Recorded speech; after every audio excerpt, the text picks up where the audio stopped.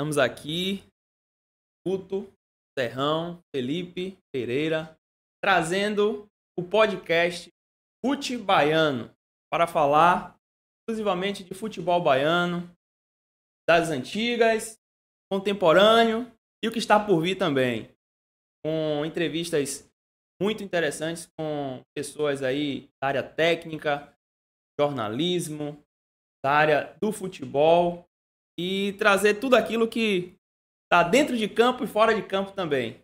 São curiosidades, são coisas que talvez muitas pessoas não sabem ou que algumas pessoas já sabem também. E hoje aqui temos um torcedor raiz tricolor, Bahia, e tem também um torcedor raiz rubro-negro, sou Vitória. Então, para falar de futebol baiano, um torcedor raiz do Bahia, um torcedor raiz do Vitória, mas aqui também vai ter os times do interior, intermunicipal, alguns times da capital também que fazem parte do nosso futebol baiano. Isso é interessante para estar sempre mesclando aí as nossas entrevistas. E hoje, em especial, estamos trazendo uma pessoa muito importante para o futebol baiano, não apenas para o futebol, mas para a educação física do nosso estado da Bahia, quiçá do Brasil, né? Eu estou hoje com ele que é profissional de educação física, ele que é preparador físico, ele também é personal trainer, eu posso falar assim, né? Ele que já trabalhou como fisiologista do Bahia, do Vitória, Fluminense de Feira, Jacuipense, tem projetos novos, também já trabalhou no UFC, ele já trabalhou no UFC também. Estamos hoje com ele, Alexandre Guimarães Dortas Matos, mais conhecido como Alexandre Dortas, ou para alguns, somente Dortas. Seja muito bem-vindo, meu querido. Eu que agradeço estar presente aqui nesse primeiro momento de vocês, quando recebi o telefonema do Gutenberg aí, do Guti, né, nosso Guti. Ambos foram meus alunos na formação acadêmica aí. Não estamos recebendo um jabá para falar o nome de instituição. Mas foi na Unijorge, porque foi uma instituição que me abraçou e foi muito importante na minha carreira como acadêmico, né? Então, assim que eu recebi esse convite, eu fiquei muito feliz, porque eu sei da paixão que vocês têm pelo futebol, sei da relação que vocês têm com o futebol. O Guti já foi meu estagiário lá no Vitória, um período. E espero que esse podcast que está se iniciando, ele traga muitos frutos para o futebol baiano, que realmente precisa, e as informações, e trazer conhecimento e vivências do futebol. E a gente sabe que é um esporte nacional, a preferência nacional, e que é muito apaixonante. Primeiro, eu que agradeço a vocês de estar aqui nesse momento. Dortinhas, meu querido, como foi esse início de carreira? Diga aí. A princípio, a minha história de vida, eu estava na época que eu sempre fui um cara apaixonado pelo esporte, sempre fui. Desde criança eu sempre fui apaixonado pelo esporte. Mas eu estava seguindo um caminho na vida militar. Eu já estava, inclusive, fazendo do primeiro ano de Academia Militar das Agulhas Negras. Já tinha feito, inclusive, toda a formação do nível médio, que é a preparatória de cadetes. E, nesse momento, eu não me identificava muito naquele instante com a vida militar e quis mudar completamente. Na minha decisão, obviamente, meus pais foram contra, porque entendiam que a minha vida já estava encaminhada. Eu já tinha uma profissão, e uma profissão com estabilidade. Mas, naquele momento, o meu sentimento era de realmente deixar e mudar, dar uma guinada em minha vida. Se me perguntarem por quê, eu diria que também foi um pouco de imaturidade.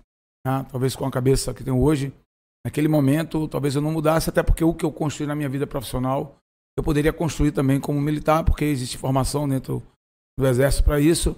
E muitos colegas meus hoje são profissionais da educação física, trabalham como fisiologista, trabalho no futebol, trabalho com pesquisa, então não seria isso que mudaria a minha história de vida como profissional da área de educação física. Mas de qualquer sorte, para ela e para minha família foi um baque, e quando eu cheguei em Salvador, eu acabei cursando 3 faculdades ao mesmo tempo, pra vocês terem ideia. Às vezes quando eu conto isso, dizem que eu sou meio doido. Eu cursei Engenharia Civil pela Federal, cursei Engenharia Química pelo Centec, e paralelamente eu fazia a Universidade Católica de Salvador Educação Física. Tentei por 3 anos conjugar os três cursos e era uma loucura. Imagina. Tinha que me dividir, mas no fim das contas acabei escolhendo pela educação física, porque também tem uma família de professores. Graças. Imagina. De construtor de prédio para profissional de educação física. Mas de qualquer sorte, graças a Deus eu me sinto bem. As minhas decisões foram assertivas no que eu fiz, porque me sinto apaixonado pelo que faço. Percebi a importância que a educação física ia ter na vida das pessoas. Me lembro de um professor, o professor Jesuíno, o saudoso professor Jesuíno, e na primeira aula dele de fisiologia, ele olhou pra gente e disse: olha, vocês só não sabem não, mas a profissão do futuro é de vocês, juntamente com a informática. Na época, o processamento de dados era um curso que também estava surgindo. Não se falava em tecnologia, como a gente fala hoje. E isso me chamou a atenção e eu disse: eu vou fazer porque eu vou ser diferente. E até para que todos entendam, acho que em qualquer profissão que você abrace, você tenta fazer o melhor de si, ou tenta se igualar, ou ter como meta aqueles que são os melhores, você vai conseguir chegar onde você quer e ser feliz fazendo aquilo que você gosta. E é interessante que acredito que para o tempo, né? Quando você fez esse misto, né? Escolha, né? Essa escolha. Para o tempo, se falar de educação física e de esporte também, né? O cara era maluco. O cara só podia ser doido, né? Para escolher, ter essa escolha assim e falar assim: não, eu quero isso para minha vida, sei que eu vou fazer a diferença. E quem tava ao seu redor sempre pensando: pô, o cara numa federal, né? Numa universidade, que tava ali já para se engajar em coisas que são mais concretas, principalmente naquela época. Acredito que hoje tem até um olhar diferente. Mas você tomar essa decisão foi algo bem impactante para sua vida, né? Para a vida de outras pessoas. Para a família também. Para a família também. Mas isso mostra que eu estou aqui por escolha, né? O que eu construí na minha vida profissional foi por escolha, não foi por falta de opção. E no fim das contas, a minha família era de professores. Minha mãe foi uma educadora, minha avó foi uma educadora. Então isso era uma coisa que estava muito... Eu nasci dentro de uma escola. E isso me chamou, me atraía, apesar de que a vida militar também, por toda a forma disciplinar que eu fui tratado, minha mãe sempre foi uma pessoa muito amorosa, muito carinhosa, mas muito disciplinadora, graças a Deus, eu agradeço a ela por isso. E tento também criar a minha filha dessa forma. E como fui criado dentro desse ambiente, eu também me apaixonei por isso, entendeu? E dar minha contribuição, né? E vocês que foram meus alunos, eu acho que é o que eu sempre recebo de feedback, é que eu procuro me envolver muito com... eu procuro me envolver muito com esse processo, né? Eu não sou ali só para dar uma aula. Eu estou ali para construir pessoas, construir conhecimentos, formar ideais e também contribuir da ideia das pessoas para que isso também possa me ajudar na minha caminhada, a me transformar. Ninguém é o que é para sempre. A gente sempre tem que estar em transformação. E a transformação começa por isso aqui que a gente está fazendo. Por esse momento aí que eu tenho certeza que vai ser transformador para o futebol baiano e para as pessoas que gostam do futebol, né? que gostam de entrar, conhecer um pouco dos bastidores, que é muito interessante. Antes, Guto, de você trazer, né, algumas outras perguntas, isso aí que você falou é muito interessante, porque eu sou um testemunho vivo disso. Na minha banca do TCC, como o Alexandre, ele foi nosso professor na nossa banca, né? Que a gente fez no mesmo dia, não foi? Foi. No mesmo dia a gente fez a banca do TCC e eu escolhi um tema super vinculado à minha vida no futebol, principalmente no futebol baiano. Joguei em outros estados, mas joguei aqui no Intermunicipal, joguei Campeonato Baiano. Só que eu falei sobre a escolinha de futebol, projeto futebol social para tanto as pessoas que têm condições de pagar, como para as pessoas que não tinham condições de pagar. E no final da minha apresentação, que eu me dediquei bastante por aquilo, é como você falou, tudo que a gente fizer, a gente tem que se dedicar mesmo para fazer o melhor. E uma das palavras que Dortas falou para mim foi que, e eu não me esqueço isso até hoje, falou assim: se eu pudesse, eu levava você para dar uma palestra dentro dos clubes, para falar do seu TCC dentro dos clubes. E aquilo ali, para mim, eu levo para outras pessoas quando vão apresentar TCC, falo com pessoas que estão começando no futebol também, e é muito interessante. E independente se você quer se tornar um jogador de futebol profissional, você tem que ser um bom cidadão. Então, o TCC naquele dia trouxe tanto para as outras pessoas que estavam participando, como para mim, ensinamentos fantásticos.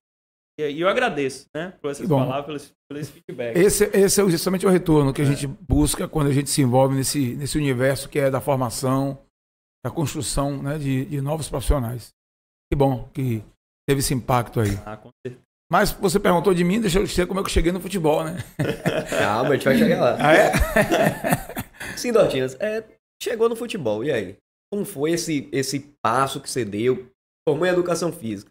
Beleza, e esse norte? Como é que veio? Eu acho que quem é apaixonado por futebol já nasce no futebol, não entra no futebol. Apenas você se muda de ambiente.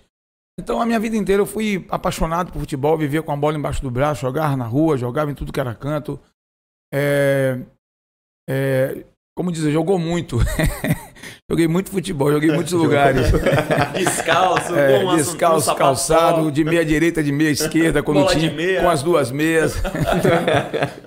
Mas assim, sempre foi uma paixão. E desde a época que quando eu comecei o curso de educação física, que eu dava aula em escola, eu sempre focava muito para os desportos, não só o futebol, sempre gostei muito de esporte. Eu sentia que uma das maneiras que eu tinha de cativar os alunos, de atrair para o meu ambiente e atrair para outras experiências, era através da bola, do futebol. E num determinado momento da minha vida, por fatores diversos, eu me afastei da educação física. Eu passei, acho que uns 2 ou 3 anos sem exercer a profissão e tentei ser um empreendedor, montei uma lanchonete, comecei a entrar nessa área de fast food. Talvez foi aí que eu comecei a ganhar um pouco de peso. Eu tinha que provar aquilo que a gente fazia. Está bom. Então, nesse processo aí, um determinado dia, eu me parei fazendo sanduíches, depois me pensei, poxa, velho, você chegou a tantos lugares através do seu intelecto, do seu conhecimento, não que as pessoas que façam esse tipo de serviço não sejam inteligentes, mas que talvez não precise de tanta conhecimento científico, né? Mas, logicamente, eu pensei nisso porque eu não sabia fazer o sanduíche. Tem que ter habilidade para fazer aquilo ali. Tem que ser um profissional para fazer aquilo ali. Então, eu percebi, eu estou num lugar onde eu não sou bom. Eu estou fazendo uma coisa que eu não conheço. Então, eu preciso imediatamente voltar para a minha vida. E, nesse momento, eu tinha um amigo meu que tinha uma escolinha de futebol. Um amigo, não, um irmão, que é o Dudu Fontes, muito conhecido no futebol, preparador físico, um amigo de faculdade, que precisava de uma pessoa. E eu comecei nessa escolinha, a escolinha Toca de Bola, que funcionava ali no Imbuí, próximo ali ao Marbach, né? E ali eu comecei a me envolver no início. Lógico que a remuneração não é satisfatória, não é ideal, mas era justa pelo tempo que eu me dedicava. E aquilo ali, no primeiro momento, eu disse para mim, eu vou fazer o meu melhor trabalho, porque eu não sei quem vai estar me vendo aqui. Então, todos os dias que eu ia dar uma aula, eu preparava, eu caprichava, fazia o meu melhor, porque eu queria fazer a diferença naquilo que eu estava começando. E por coincidência, num processo desse, num campeonato de escolinha, eu fui visto por um profissional, o velho Luciano Reis, Lupa, que na época era o coordenador das escolinhas do Vitória, e ele me convidou. Olha, eu vi que você é um professor diferente, eu quero que você vá trabalhar comigo, e olha que eu não tinha muita experiência. Cheguei num universo maior, de uma escolinha com a marca do Clube do Vitória, ele funcionava ali na sede de praia. Uma escolinha que em um determinado momento chegou a 800 alunos. E ele me lançou um desafio. Eu estou lhe trazendo para cá, mas eu quero que você dê aula sábado e domingo, de 8 horas da manhã até o meio-dia. Eu digo, Luciano, mas você acha que sábado e domingo isso vai... Escolinha geralmente faz parte da vida das crianças, o pai leva, a mãe traz. Fim de semana os pais muitas vezes querem estar livres para ir para a praia, para se divertir. Ele disse, não, mas eu sei que você vai me ajudar nisso pela competência, você vai fazer uma coisa diferente aqui e vai dar tudo certo. Então, quando eu comecei a dar aula, eu me lembro muito bem, eu tinha 4 alunos no primeiro dia, o sol a pino, né? E nós saímos desse projeto, nós mudamos de projeto, né, para uma coisa maior, e foi quando eu assumi a coordenação das escolinhas, depois que o Luciano recebeu outras propostas de trabalho. Eu tinha 130 alunos entre sábado e domingo, né? Meninos que começavam de 6 anos até uma turma de 15 anos e um futebol feminino também. Então isso mostra o quanto deu certo esse projeto e isso a cada dia me fortalecendo. Foi quando, coincidentemente, eu, através eu comecei a ser auxiliar, comecei a trabalhar no futebol como treinador. O Aldegar Filho, que era o coordenador técnico na época do do Vitória, das divisões de base, disse, olha, você tem perfil para ser treinador, eu quero que você seja treinador, eu fui colega de faculdade dele, eu sei quando você gosta de futebol, eu sei que você sabia praticar o futebol, então você vai ser um grande treinador, e aí me colocou como auxiliar do juvenil na época com o Alexandre Coutinho, também um treinador que, uma pessoa que também abriu espaço, porque quando você vai para um ambiente e as pessoas lhe acolhem, isso é muito importante. Então o Alexandre Coutinho era o treinador na época, e nós fomos campeões baianos com essa equipe, né? Com o Luciano, com o Alexandre Coutinho, mas eu de olho na fisiologia. E nessa época, o meu querido amigo, e aqui eu também abraço e que eu gosto muito, o Walter Abrantes, ele era o fisiologista do profissional, ele estava no Vitória nessa época. E numa conversa eu disse, velho, a minha é trabalhar com fisiologia, não quero trabalhar como treinador. Quero trabalhar na área científica, eu quero usar todo o meu conhecimento, a minha expertise, a minha criatividade para trabalhar na área científica. E vinha já estudando bastante isso, paralelamente fazendo uma pós-graduação. E através dessa relação abriu-se as portas e trabalhamos durante um ano e pouco, e foi muito enriquecedor para mim e acredito para ele também. E depois o Walter saiu do clube, pediu demissão por uma situação que aconteceu. E se pensou em trazer alguém de fora, mas as pessoas da base que já conheciam o meu trabalho, que estavam já surtindo efeito aquilo que a gente propunha, me apontaram e disseram, não, o Dortas é a pessoa para assumir a fisiologia do clube, não precisa trazer ninguém de fora. Foi que em 2001, e olha que eu entrei no futebol, eu voltei para o futebol em 99. Voltei para o futebol, eu tive uma pequena passagem no Bahia como estagiário, como visitante, né, porque eu já era formado, não era um estágio, mas eu estava como visitante. E de 99 a 2001 eu assumi a fisiologia profissional do Vitória. E logicamente a fisiologia ainda era uma coisa muito nova no futebol, ainda muito pouco acreditada. Eu ouvi muita coisa, tipo, se ciência ganhasse o jogo, pai, a NASA era campeã do mundo, pô. Né? Então essas coisas que você ouvia no futebol, e tipo, você tem essa máquina, uma exprometria, um equipamento de alto padrão de tecnologia, mas esse negócio vai fazer gol? Você não vai, meu amigo, afaste. Olha, você é um cara, gente boa, bacana, mas ó, fica aí um pouco do lado aí, que para não atrapalhar nosso trabalho aqui, porque você acaba interferindo muito. Então, assim, a gente teve muitos obstáculos. Hoje eu acho que fomos pioneiros, né? O Marcelo Afonso, que é outro irmão, um amigo para mim, a primeira pessoa em falar em ciência no futebol, no esporte baiano foi esse cara aí. E o Walter, que também iniciou junto comigo, né? Na mesma época. Então a gente sabe, nós sabemos o quanto foi difícil quebrar esse elo, quebrar esse paradigma, não só no Brasil, mas principalmente na Bahia, onde nenhum clube tinha fisiologia, apenas o Vitória tinha investido nessa expectativa. O Paulo Carneiro, o presidente da época, era um visionário, todo mundo sabe disso.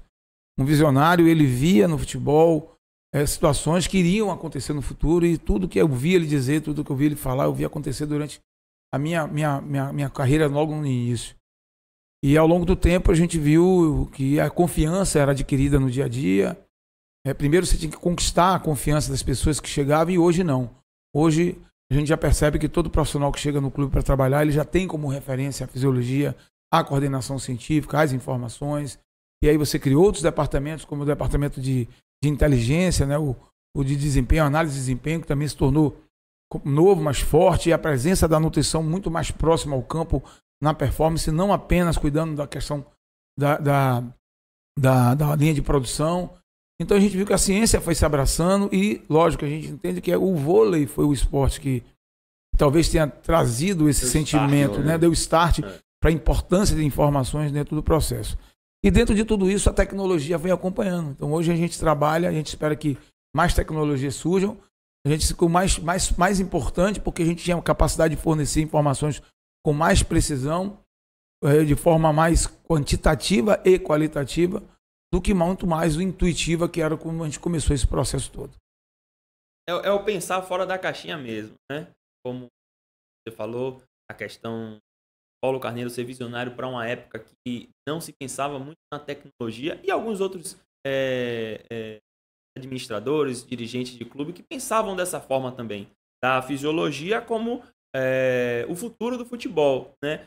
Hoje, infelizmente, a gente ainda vê alguns jogadores da época, o pessoal da imprensa que é mais antigo, não dá a devida importância para a parte técnica, fisiológica, né? Por exemplo, eu já ouvi alguns comentários tipo, Antigamente não falava de secar. Hoje é tudo secar. É. Que não, o jogador não pode jogar. Não pode jogar. Mas as coisas mudaram, né? A tecnologia avançou. Hoje a gente consegue mapear o jogador no treino, no jogo, em casa, no tratamento dele. Então, a tecnologia veio para ajudar em todos os âmbitos. Mas no futebol tem que ajudar mesmo.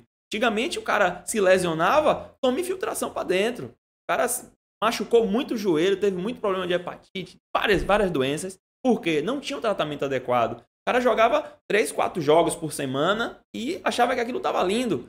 E ele era o homem de ferro. Mas hoje não existe isso. O cara se machuca mesmo para valer, fica 6 meses, 8 meses, para evitar esse tipo de lesões que se agravam e o jogador fica muito tempo. E eu já conheci muitos jogadores de base que pararam de jogar. Você já trabalhou muito com base. Imagina aí que jogadores fizeram cirurgia em joelho direito e esquerdo, e tiveram que parar de jogar mesmo porque não tiveram esse aprimoramento antes. A verdade é que a ciência, e eu aí coloco também a fisioterapia esportiva, que veio muito com a visão preventiva, então é trabalhar com a prevenção. E assim, a gente até antes de conversar, sempre disse, se tiver algum caso, conte. Então, dentro dessa história que você me falou, no começo a gente via muita fisiologia sempre em segundo plano, as pessoas recorriam de vez em quando, mas sempre que alguém precisava tomar uma decisão, que precisava trazer uma desculpa, buscava a fisiologia. Então, em 2 situações, eu me lembro que o clube contratou um jogador, me permitam não ficar dizendo nem nomes, nem equipes. Eu já trabalhei tanto no Bahia como no Vitória, já fiz também trabalhos com outras equipes da Bahia, como a Jacuipense que estou hoje, como Itabuna também. Estou fazendo trabalho de consultorias e coordenação científica, mas também no Fluminense de Feira, no Bahia de Feira. Ipiranga, então vários times aí, desculpe se eu não citar algum aqui, mas a maioria dos clubes eu tive a oportunidade, inclusive, de ajudar, não ir nem remunerado, mas com o sentimento que o futebol baiano precisava abrir a cabeça para que essas informações... Pensar fora da caixa mesmo. Exatamente. Então, numa situação dessa, o clube contratou um jogador muito acima do peso, mas um jogador que veio com o status de resolver o problema, aquela história toda. E o jogador treinava e estava fazendo um trabalho para perda de peso, obviamente, e o treinador não colocava o jogador. E aí o presidente na época, o diretor de futebol, não sei bem quem, chamou o treinador e perguntou para ele, por que você não coloca o jogador? Ele falou assim, eu não coloco o jogador porque a fisiologia me disse que ele está acima do peso. Ou seja, o que significa isso? Que o fisiologista é que está tirando o investimento do clube, está bloqueando o investimento do clube. E aí o presidente me chamou. Eu sempre tive o costume de andar com a pasta com todas as informações, porque quando se questiona, você tem que mostrar. Você não pode gaguejar, você não pode... titubear em nenhum momento. Titubear, você tem que estar seguro do que você faz. É uma área de ciência. E aí quando ele me chamou, ele disse, por que fulano não joga? Eu disse, você não está jogando porque ele está acima do peso? Por que isso? O percentual de gordura dele está alto, por que você não deixa ele jogar? Eu peguei a planilha e disse assim, tá vendo esse jogador aqui? Esse jogador está com o mesmo percentual do jogador que você está falando. E ele está jogando. Esse aqui está acima do que ele está e está jogando. Então o senhor percebe que o critério não é esse. Então, obviamente, o critério não é esse. O treinador não queria, eu achava que o jogador não estava em condições, não ia ajudar, e eu tenho o direito dele. Mas como havia uma pressão para o jogador estar no jogo, obviamente que ele tinha que dar uma justificativa, e a justificativa caiu pela fisiologia. E uma outra situação também que é muito interessante, falando do CK, que realmente no começo que chegou o CK, ele era muito... A gente não tinha praticidade de lidar com aquela informação, então todo CK saía um pouco da normalidade, a gente acreditava que o jogador ia se lesionar. E depois com essa experiência a gente começou a perceber que cada jogador tinha um perfil diferente. Então tem jogador que tem um valor, por exemplo, vou dizer assim, um valor de normalidade, 150, 200 decilitros por litro. Então ele jogava, aparecia com 300, 400, aumentava. E tinha uns que apareciam com 1.000, 1.200, 1.500. E você via que aquilo era uma média do atleta. Então você começou a trabalhar de uma forma mais individualizada. E trazendo não só o CK, mas outras informações. Nível de fadiga, questão do sono, as questões relacionadas à saúde, à sensibilidade, à percepção subjetiva de esforço. Chegou a termografia, que já é um exame de imagem fotográfica que analisa processos inflamatórios. Então você começou a juntar um protocolo para aquele protocolo realmente se coincidir. Você de 5, 3 dessem positivo, sim, aquele jogador, aquele atleta precisava dar uma descansada um pouco a mais, ou diminuir a carga de treinamento, ou até mesmo não treinar. Então no belo dia ainda, o CK ainda é muito duvidoso e muito questionado, porque realmente os jogadores estavam se sentindo bem, sem nenhum tipo de histórico de dor, foram tirados de equipe de jogo por causa de medo de lesão. Mas o engraçado é que, em um determinado dia, nós íamos ter um jogo no domingo, um jogo importantíssimo para o clube. E o treinador me ligou e disse, eu preciso que você vá na concentração amanhã cedo fazer o CK desse atleta. De um atleta tal. Bom, eu queria saber, o atleta está com alguma queixa, aconteceu alguma coisa? Nada. E aí, na hora do CK, o Sérgio Atleta veio e deu o CK. Quando eu vi que o CK dele não deu normal, eu digo, poxa, ainda bem que tá tudo normal. Quando eu cheguei pro treinador, eu disse, o jogador tá normal. Eu senti que na feição do treinador não era a resposta que ele queria. Eu acho que ele não queria escalar o jogador. E ele disse, pô, mas tem certeza? Mas será que esse jogador não precisava descansar dessa partida? Fisiologicamente, não. O jogador não tá sentindo nada, não tá se queixando de nada. Dentro dos parâmetros que a gente tem, ele está apto para o jogo. Só se o senhor achar que ele não está bem por outro motivo. E aí não teve como não escalar o jogador foi um jogo muito difícil, era um jogo de classificação. Não vou entrar em muitos detalhes, porque vocês acabam dizendo que o jogo é esse. A gente pega no ar. Mas o detalhe é que, por incrível que pareça, como a bola é muito engraçada, eu acho que futebol tem um treinador chamado Quintino Barbosinha, conhecido. E ele é uma pessoa que tem uma capacidade, um intelecto, dentro do futebol, um cara que eu respeito bastante pelo conhecimento que ele tem. E ele diz assim, futebol é uma mentira. Né? Uma vez ele disse isso e virou um jargão dentro do futebol. Futebol é uma mentirada. Eu já vi coisa boa virar ruim, coisa ruim virar boa. E por incrível que pareça, esse cara que estava no jogo e que, faltando já nos acréscimos, o time sendo desclassificado, esse cara vai lá e faz o gol da classificação. Ou seja, imagina se esse cara não estivesse no campo. Isso é ironia que às vezes acontece, entendeu? Então, assim, a gente passou muito tempo dentro do futebol, a gente via muitas coisas e a gente aprendeu muita coisa, a gente também desaprendeu outras. A gente desconstruiu alguns paradigmas que às vezes a gente constrói, porque é muito imponderável. O futebol é um esporte, talvez seja o único esporte do mundo onde o pior consegue ganhar do melhor. Você não vê isso no voleibol. No voleibol acontece raramente uma situação dessa, o basquete raramente uma situação dessa. E no futebol, às vezes, permite um time com menor investimento, com menor qualidade técnica, chega lá e vencer de um grande, de um campeão. Isso acontece. Então, isso transforma o futebol nesse esporte que é tão amado, apaixonado. Imensas, né? Com folhas imensas. O Atlético de Alagoinhas tá aí pra provar, né? Os dois últimos. Você vai um pouquinho mais atrás, aquele Flamengo e Santo André, Copa do Brasil.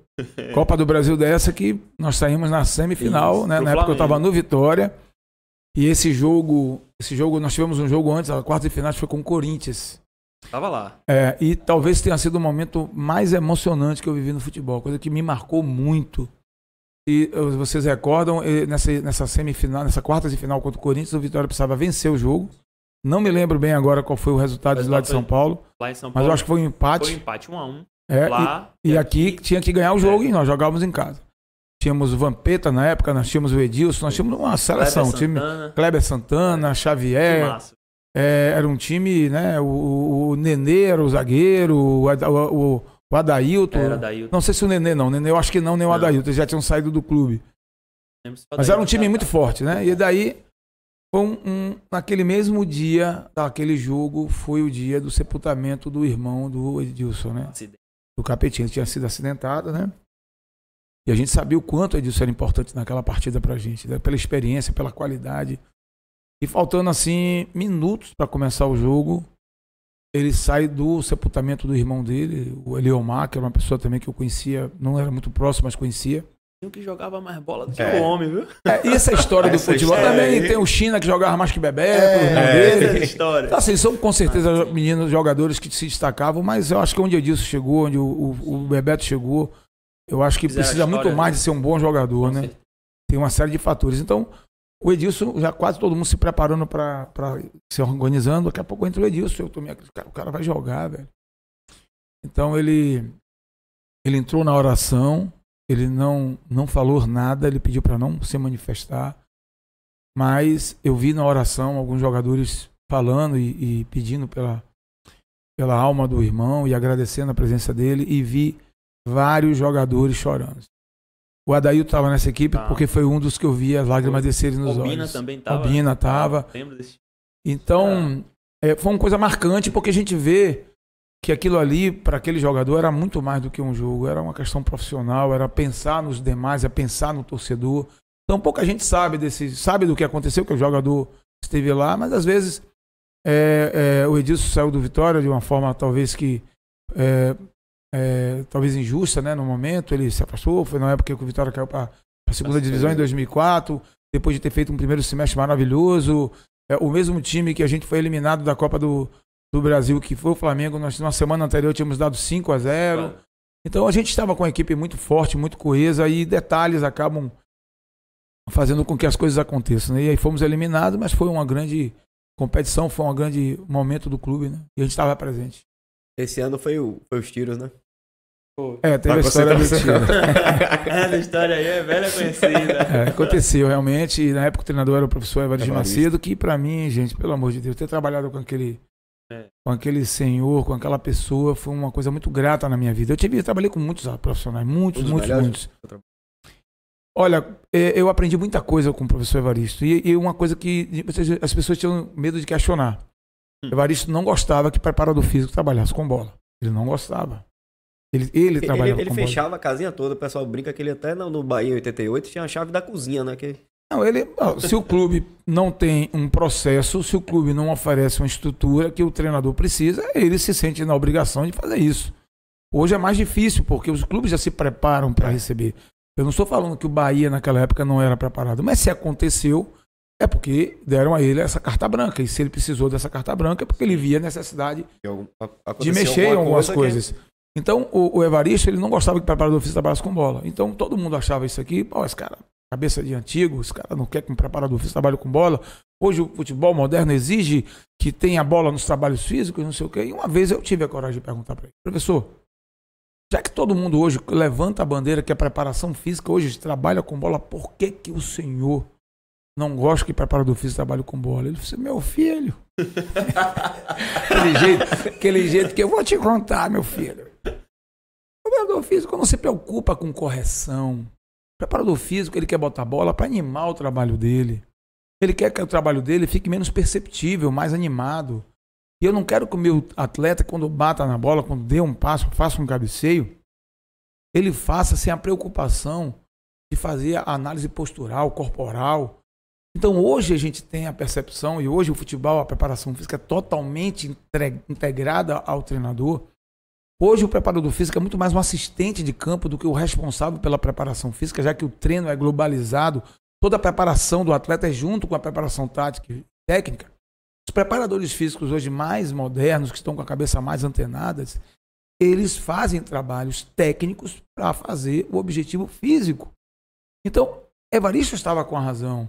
Então, uma das preocupações hoje é que o preparador físico ele se preocupe com a postura do jogador, de receber uma bola, fazer um domínio orientado, fazer um domínio correto, um passe correto, e não fazer de qualquer forma como era feito pela preparação física. Porque o preparador físico não tinha competência, nem tinha o interesse, nem estava preocupado com esse pequeno detalhe que na cabeça de Evaristo era uma coisa extremamente importante.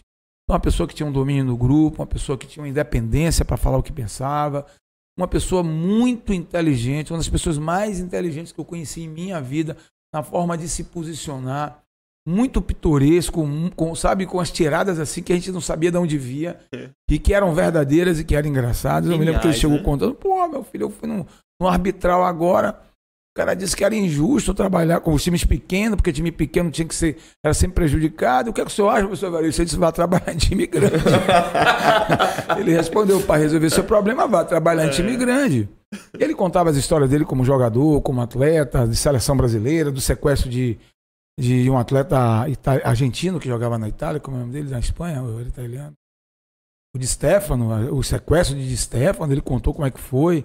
Então, assim, coisas muito engraçadas que não dá para repetir, porque ser engraçado, você falar de uma forma como o Evaristo fala, é muito difícil, né? Então, trabalhar com muitas pessoas, conhecer muitos pontos de vista, trabalhei com o Mário Sérgio, foi o primeiro treinador que eu trabalhei no profissional. Não, minto.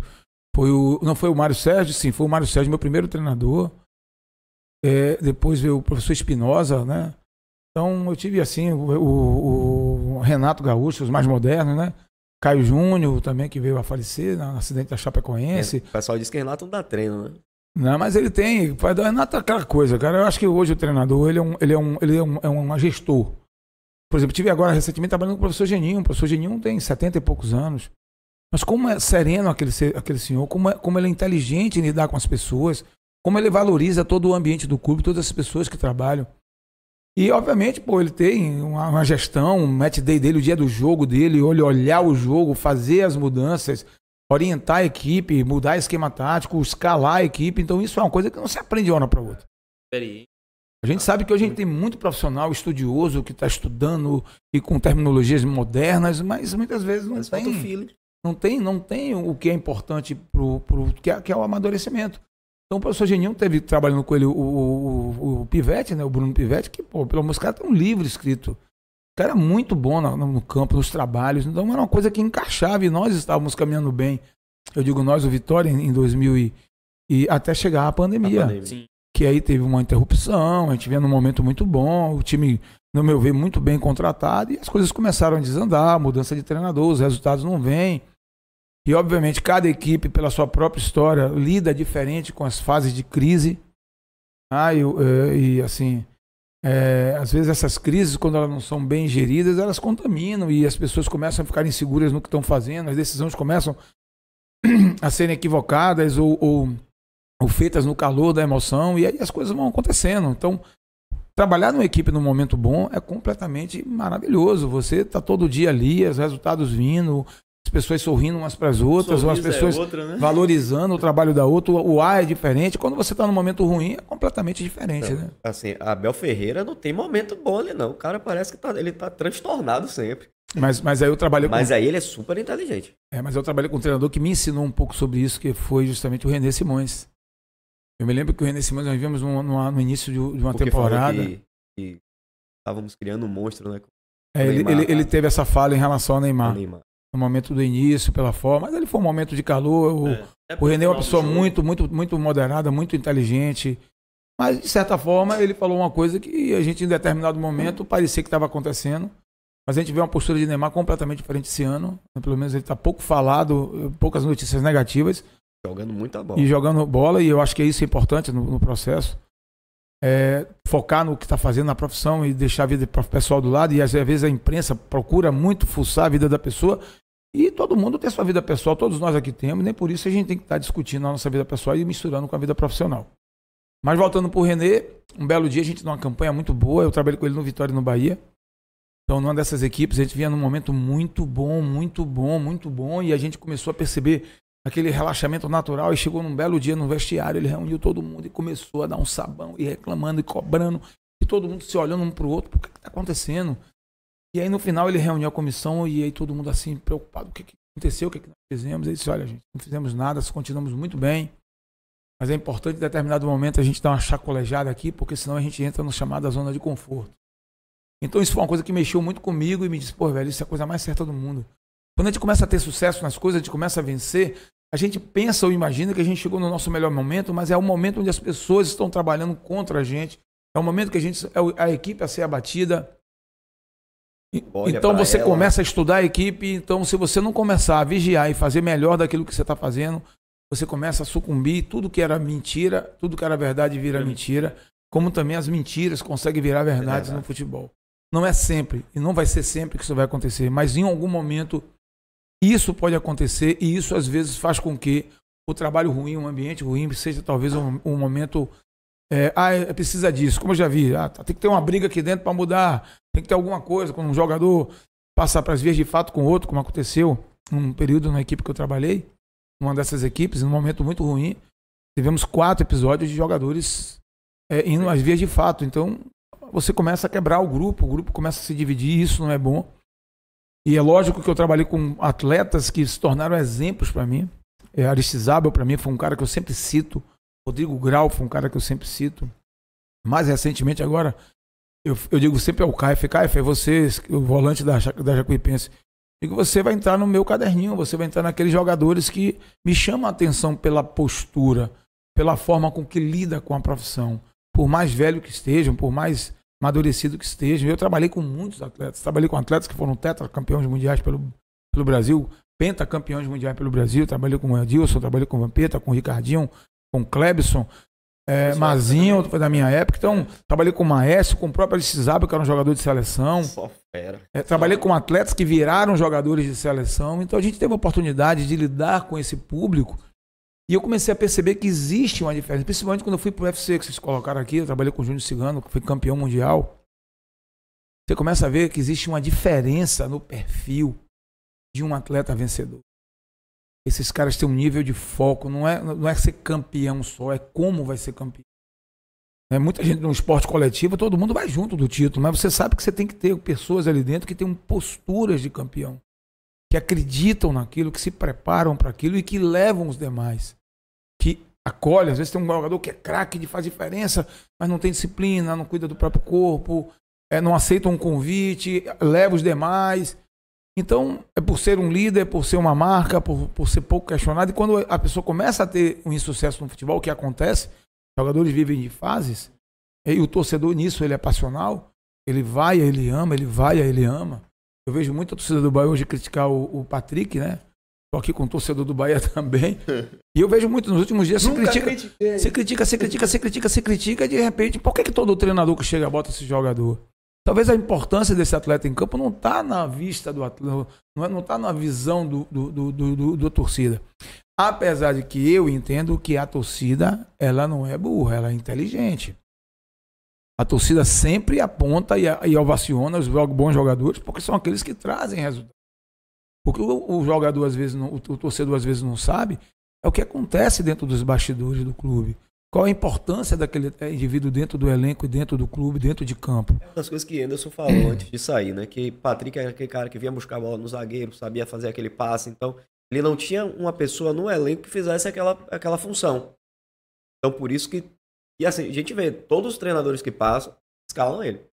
E a torcida pega realmente no pé pelas coisas. Aí teve o lance do Londrina, que ele pegou a bola, poderia ter girado, coisa do tipo, mas é muito de momento, a gente não sabe o que passa na cabeça ali do atleta. Chegaram a acusar ele de casa de aposta e tal. Eu faço analogia a um atleta do Vitória, Ramon, zagueiro Ramon, que ele tinha uma crítica muito grande da torcida, principalmente porque todos os lances que aconteciam assim, de um pênalti, uma bola batia em alguém, entrava, então eram situações que, vamos dizer assim, poderia acontecer com qualquer outro, não era uma falha. No lugar errado, não teve um treinador, e eu trabalhei no Vitória em 2017, depois eu voltei em 2019, 2020, até quando ele ficou, e Ramon era escalado por todos os treinadores.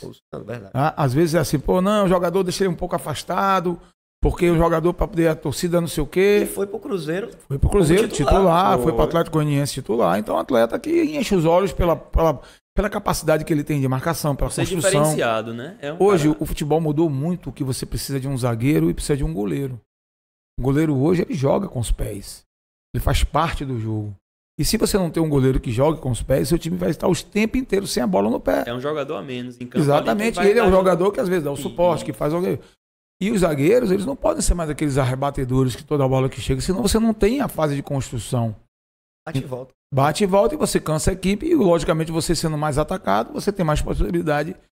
E a estatística do futebol, você não toma gol quando a bola está em seu pé, só toma gol quando a bola está no pé do adversário, a não ser que você faça propositalmente um gol contra. Eu acredito também que muito dos treinadores aqui, treinadores baianos, treinadores do Brasil, toda a parte técnica, estudaram de fora, porque isso já havia no futebol europeu, por exemplo. O goleiro trabalhar com os pés, o zagueiro trabalhar em pé, jogar em pé. Porque às vezes a gente via aqui o zagueiro brasileiro só zagueirar. Carrinho, o zagueiro melhor que tinha era aquele que jogava a bola na arquibancada. Bola do mato que joga pro campeonato. Aí tem aquele ditado, zagueiro não constrói, ele destrói. Né? Exatamente. Então, isso foi desconstruído aqui para o nosso futebol. Foi engraçado que nos nossos casos, eu tava jogando bola uma sexta-feira dessa aí, e aí falei com o cara, eu tava no gol, sou goleiro também, né? Já joguei em base, e aí eu brinco, né? Os babas, final de semana, dia de semana. Cara, eu falei, toca a bola pra mim, o cara não toca a bola pra goleiro. Eu falei, como é, rapaz? Eu não toco a bola pra goleiro, não. Jogador que toca a bola pra goleiro não tem recurso. Aí eu falei, isso, o baba rolando. Aí eu falei, rapaz, você tá falando a pior besteira da sua vida. Você tá ficando maluco. Aí eu falei, né? Com aquela calminha que você tem, aquela minha calma. Eu falei, e o baba rolando, os caras vai pro gol, goleiro. Eu falei, rapaz, eu fui quase no meio pra falar com ele. Eu falei, rapaz, jogador que tem recurso, trabalha com goleiro, você toca pra mim, abre, eu já vou dar a opção, já vou tocar pra você de novo, posso fazer um lançamento. Ele, não, eu não tô na Europa. Aí eu falei Você faz a bola girar, a balança faz a bola girar, pô. tira o time do balanço defensivo, traz o você time, mexe, avança. e aí você consegue abrir espaço.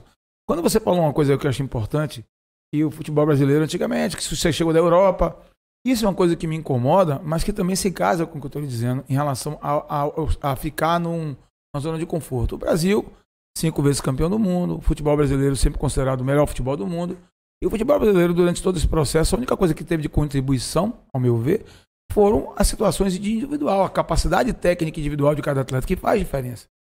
Então você vê, o Brasil, a cada Copa do Mundo, a gente vê a história do futebol se modificar.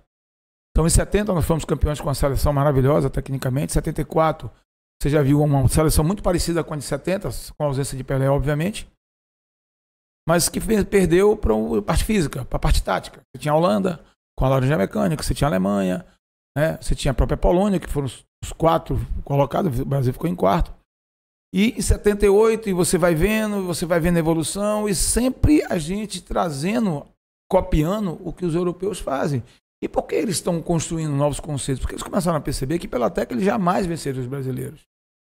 Eles começaram a trazer a parte física, mas também os brasileiros poderiam treinar a parte física. Aí começaram a mexer na parte tática. Então, hoje a gente tem todo um modelo de treinamento chamado que é utilizado, que é a questão da periodização tática, que foi construída dentro de Portugal, um país que não tem tradição de futebol. Sempre está nas Copas, a gente vê grandes jogadores como o Figo, como o próprio Cristiano Ronaldo. Mas hoje o Portugal se chama atenção pela formação de profissionais, como é o caso do Palmeiras, do Abel Ferreira. E aquele... Sim, e o português antes do Flamengo, o Jesus. Então, assim, eles estão mostrando e chegam nos clubes e deixam um legado que é justamente de quê? De criar processos. E a gente tem um clube aqui no Brasil que conseguiu fazer isso sozinho, que é o Atlético Paranaense, sem ajuda externa. Foi um clube que se organizou em sua estrutura, um clube que talvez tenha a melhor estrutura do futebol brasileiro hoje. É um clube que não vai ser SAF tão cedo, porque ele tem uma gestão muito organizada. É um clube que tem processos lá dentro. Os treinos são pela manhã, mas os jogadores profissionais ficam e elaboram, analisam o treinamento, preparam o treinamento do outro dia, tudo dentro de um horário dentro do clube. Você cumpre um horário. E às vezes o que é que acontece na maioria dos clubes? O cara não dá seu treino lá, Manhã, o jogador vai para sua casa. de tarde, se não tiver treino, o cara fica lá de boa. Aí tá pensando em outra coisa, de vez de, pode até estar trabalhando, a maioria trabalha dentro fazem seus trabalhos dentro de casa, mas não há uma possibilidade de trocar ideias. E aí, às vezes, antes de começar o treino, é que se reúne a comissão para se tratar de assuntos que poderiam ser resolvidos no dia anterior. É porque se tem um jogador machucado, lógico, um jogador que pode evoluir de um dia para outro, pode ser que mude a estratégia com ele. Mas com certeza, se um jogador sai do treino sem estar machucado e chega no outro dia machucado, é porque ele teve, durante a noite, um sonho jogando futebol, fazendo um coletivo. Treino da madrugada. Exatamente. E, assim, o senhor citou aí a questão do Atlético Paranaense, ele vem colhendo frutos, né? Tá Final fazendo a Libertadores, pela segunda Campeão vez. sul-americano. Campeão brasileiro já, na Copa do Brasil há Sul-Americano. pouco tempo também. E se você analisar o investimento do elenco, é muito menor, infinitamente menor do que Palmeiras, do que Flamengo e o próprio Atlético Mineiro conseguiram investir. A gente sabe que o Flamengo é um time diferente, é um time que tem uma massa, uma torcida imensa, tem um produto a ser comercializado, então é um clube rico, mesmo devendo. E tem condições de bancar, porque sócio-torcedor no Brasil inteiro, estádios sempre lotados, onde vai Isso, patrocinador, entendeu? demais. Então é aquela coisa, e lógico que a gente viu o Flamengo em determinado momento brigar muito para a segunda divisão, a gente sabe disso.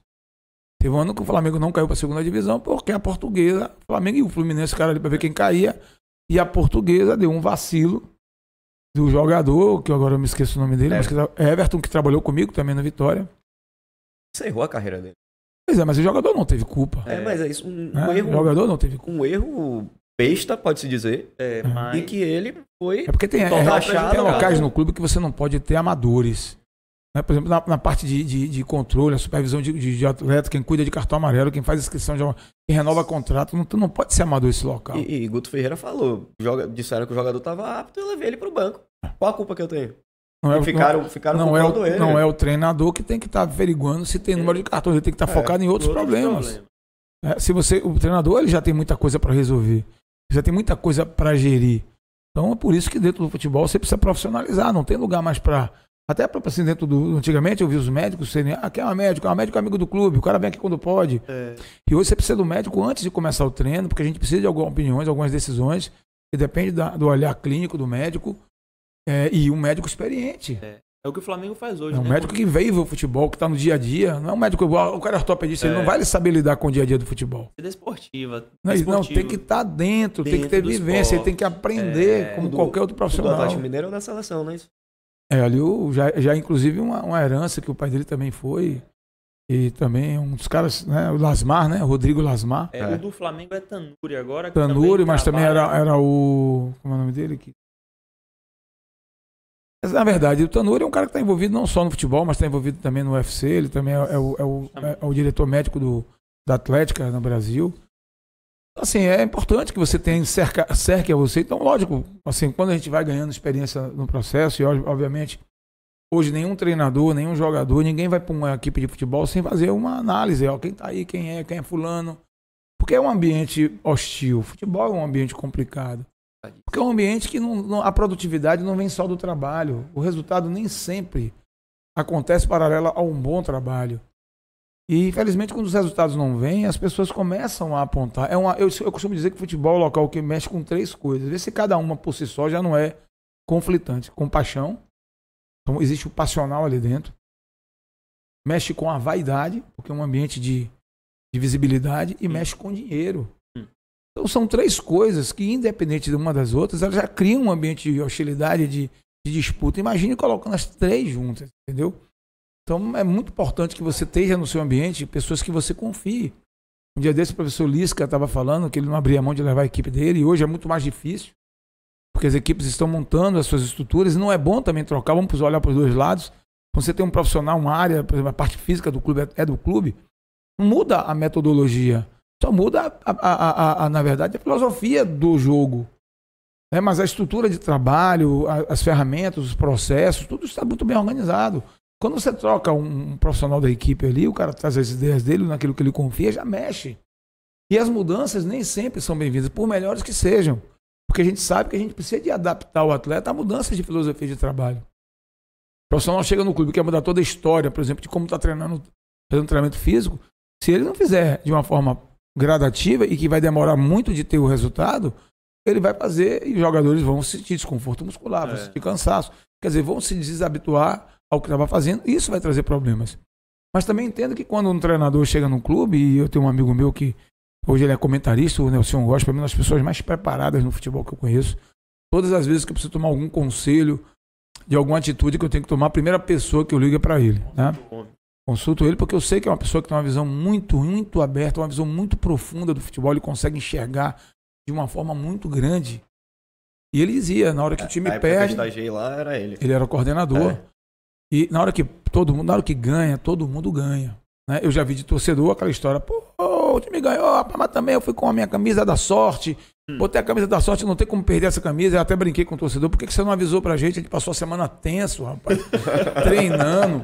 Se por um acaso você dissesse que ia com a camisa, a gente, ficava a semana mais tranquilo, pô. Foi uma semana tensa, né? Mas, graças a Deus que você colocou sua camisa e não deixe de colocar mais, não. Então, e acontece isso. A questão de quando ganha, todo mundo é campeão, todo mundo dá a volta olímpica, todo mundo usa a imagem.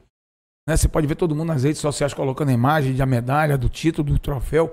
Mas quando o time perde, o time é rebaixado, ninguém... Nem o Pai Nosso. Ninguém diz, ninguém tem humildade de dizer assim, eu tive culpa, eu colaborei com esse processo.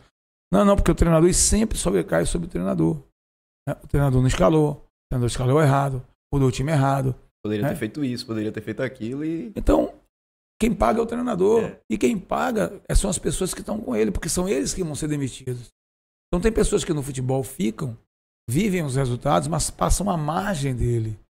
Eles não são punidos quando perde. Você pode ver, o Vitória caiu aí 3 vezes, tem gente que não sai do clube. Não estou dizendo que as pessoas que estão lá são as culpadas. Eu digo de uma forma generalizada que dentro do futebol existem setores que não mudam, então eles passam fora do processo. É muito comum, o treinador começa a exigir muito de um determinado setor, o treinador começa a ter um desgaste de determinada pessoa. Então quando ele está perto de sair, o resultado não tomou, aquela pessoa quer mais que ele saia. Ele não quer que o time ganhe novamente, ele quer que ele saia porque vai chegar um novo e talvez melhore o convívio, o ambiente para ele. Então, como todo ser humano, de certa forma, ele é muito... Essa questão do egoísmo é uma questão da natureza humana. Pensar sempre um pouco mais em si do que pensar nos outros.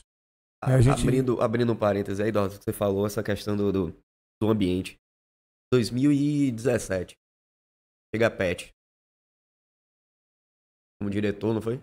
Chegou como diretor de futebol. Aí foi como técnico e tal.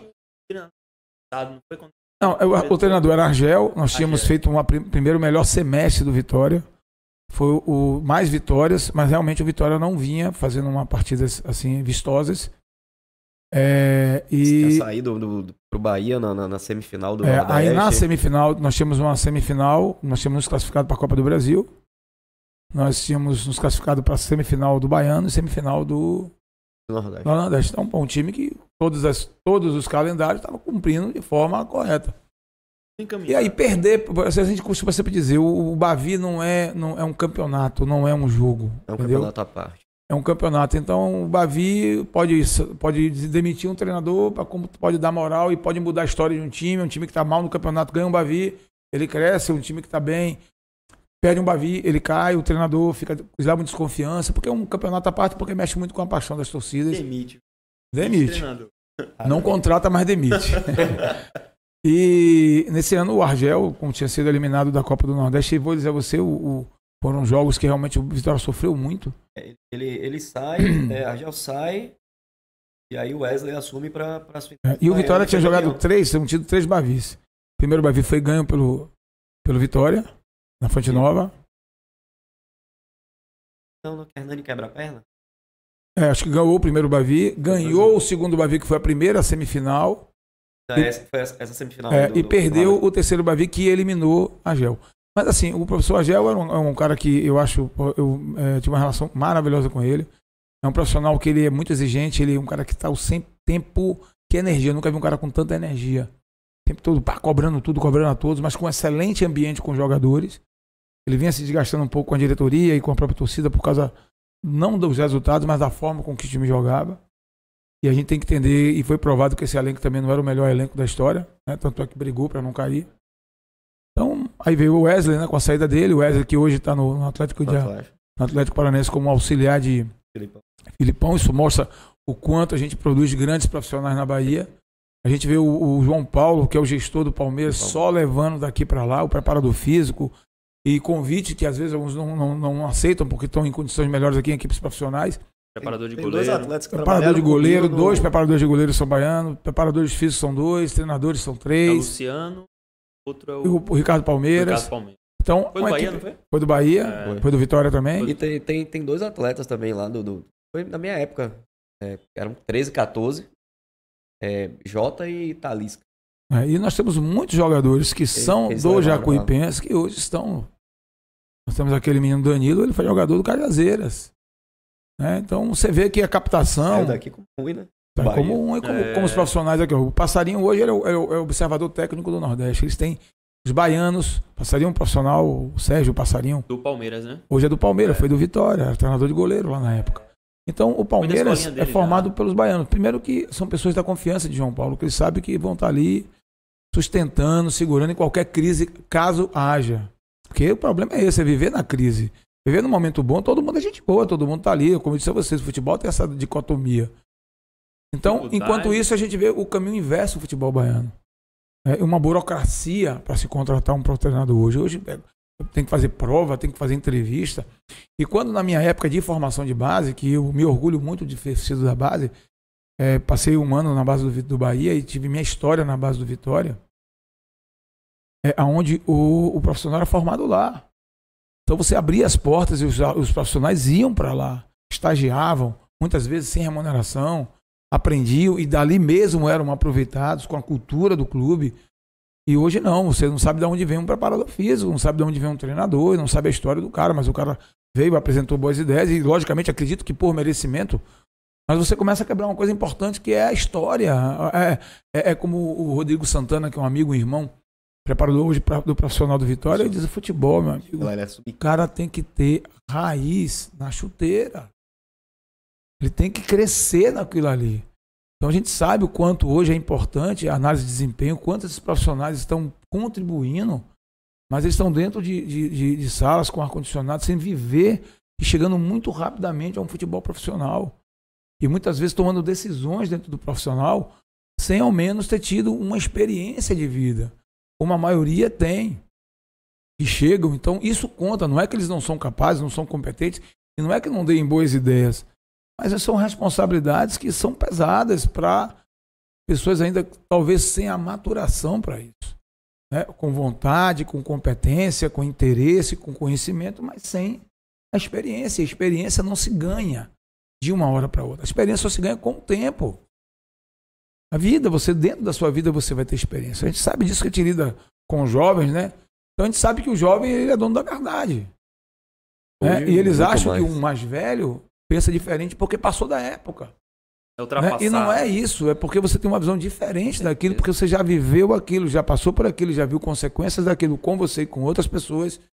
Então aquilo vai lhe trazer obviamente, a um saber que só o tempo pode lhe dar. Essa sabedoria é o tempo, não tem outra forma de você adquirir. A gente estava falando, talvez tenha fugido um pouquinho, a saída de Argel. A Argel saiu em 2017 e aí o Wesley é campeão e tal. Acho que chega Pet. Essa questão toda, ele juntou... E Pet foi um ídolo do Vitória, né? Você trabalhou com ele como jogador também, né? Não, como jogador não. Quando ele estava saindo do clube, eu estava chegando. Foi 97... Ele saiu em 98, 98 ou saiu, não, ele saiu em 99, mas ele saiu no primeiro semestre antes de acabar as competições. Pronto.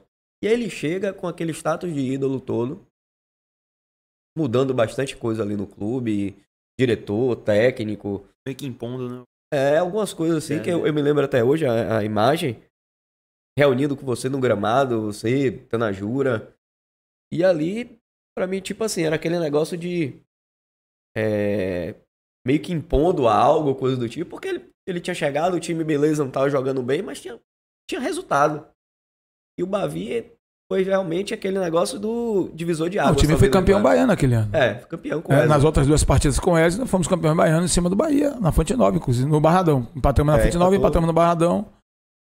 Dois resultados, né? Uma semana depois de ter tomado 2-0 pela Copa do Nordeste, foi lá e empatou do Bahia novamente dentro da Fonte Nova, 1-1. E empatou de 0-0 dentro do Barradão e foi campeão baiano. Foi o último título, inclusive, do Vitória. E ele chega mudando... Não, acho que foi 18. 17. Foi? 17. Ele chega mudando algumas coisas que, pra gente que tava na base, era complicado. Juntou categoria. A gente via a questão de meninos... Você via que não tinha nem condições de estar com outros atletas por conta do tamanho, de força física. O Danilo Rosa, aquele que foi vendido depois pro Grêmio, do Grêmio pra Europa... Ele foi dispensado naquela época, né, nesse momento. Mas assim, eu acho que o que pesou nas decisões de Pet foi justamente a falta de confiança no ambiente que ele estava. Eu acho que ele tentou interferir em todos os setores porque ele não se sentiu confiante. É aquela história, quando o cara vem com a equipe dele, ele monta a equipe dele, ele sente mais facilidade. Eu acredito que também vai um pouco da cultura dele, eu não sei, eu não acho que tenha sido por incompetência ou por maldade. Eu também acredito que não. Eu acho que na verdade ele tentou dar o seu melhor, mas as decisões que ele tomou acabaram não dando certo. E é difícil você criticar ou dizer ou apontar. A verdade é que o Vitória começou um ano muito ruim passou a ter um ano muito ruim naquele momento. Foram 5 partidas seguidas que foi derrotado. E a gente brigou o ano inteiro para não cair. Depois veio a chegada de Mancini, que deu uma sacudida. E antes disso, passou o Galo, passou outros profissionais por lá. Que não deram a resposta, não deram resultado. Não pelo não trabalho, porque não funcionou, não aconteceu. Então, assim, quando as coisas não andam, quando os resultados não vêm, tudo o que aconteceu é ruim. Quando as coisas dão certo, mesmo nas coisas erradas, elas ficam maquiadas, elas ficam camufladas. Por isso que é importante as pessoas que têm mais vivência no futebol... O Bahia fez muito isso, né? Muita coisa errada, e dava os títulos, chegavam e... Aí passou 10 anos sem... Isso mascara. Isso mascara, porque você acaba não vendo outra coisa. Quando você, o torcedor, ele quer, o torcedor agora com a vinda do City tá delirando no que vai acontecer. Entendeu? Eu espero que aconteça tudo de bom para o Bahia, porque acho que o que acontece para o Bahia acaba refletindo para o Vitória positivamente também. Paulo Carneiro fala muito isso. Posso olhar meu vizinho que está aqui do lado, o que ele está fazendo. Exatamente. E se você não acompanha o seu principal rival, você vai ficando para trás, isso incomoda a torcida, a cobrança fica maior. E esses grandes clubes, ele tem esses ambientes ficam mais hostis de se trabalhar no momento ruim, é porque a torcida cobra e tem que cobrar. O torcedor é apaixonado e as pessoas que estão ali também são apaixonadas por aquilo, ele sabe que faz parte do negócio. Se não quer ter pressão, não vai trabalhar no futebol. O futebol é uma coisa que você só trabalha por pressão. Não tem todo dia pressão, todo jogo é uma pressão. Mesmo ganhando, você está sob pressão. Então, você se acostuma com isso aí, essa adrenalina que você sente, que eu acho que vicia. Tem pessoas que não conseguem se desligar do futebol. E eu posso dizer isso porque eu saí do futebol em alguns momentos. Eu comecei no futebol em 97, depois oficialmente dentro de equipes, né? 97. Em 2013 eu saí, fui pra luta, voltei em 2017, depois saí mais um ano, depois voltei pro Vitória. Quer dizer, boa parte da minha vida profissional, que são quase 25 anos no futebol, foram mais dentro do futebol do que fora. Mas eu tive a oportunidade de sair e construir uma vida fora do futebol. Ter outras atividades, trabalhar em outros esportes. Tem muita gente que está dentro do futebol e não consegue, não tem essa percepção. E ficam viciados porque a adrenalina é muito grande e as pessoas não querem sair de jeito nenhum. Às vezes perguntam, o cara não sai nunca, porque as pessoas se apegam àquilo e emocionalmente àquilo. Porque é bom ser reconhecido na rua, é bom as pessoas falarem, olha fulano, trabalha não sei aonde, aquele cara ali é conhecido aqui. Então isso, em algum momento a pessoa se sente envaidecida por isso. Mas, de certa forma, é um mundo que ele cobra muita coisa. Ele cobra família, você não tem final de semana, você não sabe, que as pessoas que estão dentro do futebol sabem o quanto é sacrificante trabalhar dentro do futebol. Às vezes eu vi amigos, vamos fazer uma viagem, não tô feriado, eu digo, infelizmente eu vou trabalhar. Mas é feriado. Não, futebol não tem feriado. Tem jogo na Páscoa, tem jogo na Semana Santa, tem jogo no Carnaval. São João. E ninguém para jogar, a pessoa treina para jogar, entendeu? Então, é uma vida de muito sacrifício, mas também de muitas recompensas, porque é um ambiente também que você faz muitos amigos. E graças a Deus, dentro da minha vida profissional, pode ter gente que não gosta de mim, porque eu não sou, Jesus não agradou a todos, mas eu sei que é onde eu chego, os clubes que eu trabalhei, eu sou muito bem recebido pelas pessoas, porque eu sempre procuro agir de forma amistosa, de forma amiga e sempre procurando ajudar as pessoas e ser ajudado também. Então é uma questão de como você cria filosofia para conviver, né? E o futebol, ele é um esporte de muita casca de banana. Tá? E aí você vai maturando. E às vezes eu digo assim, o futebol tirou a minha inocência. E tirou a inocência de muita gente. O futebol lhe prepara, não significa que você passa a ser maldoso, que você passa a ser uma pessoa capaz de fazer as mesmas coisas, mas o futebol lhe torna mais alerta às coisas, mais incrédulos ao primeiro momento, à primeira impressão. Então, você cria uma certa casca, você cria uma certa vivência que lhe obriga a tratar as coisas de uma forma mais inteligente. Maturidade, né? Lhe traz maturidade, muito mais do que qualquer ambiente.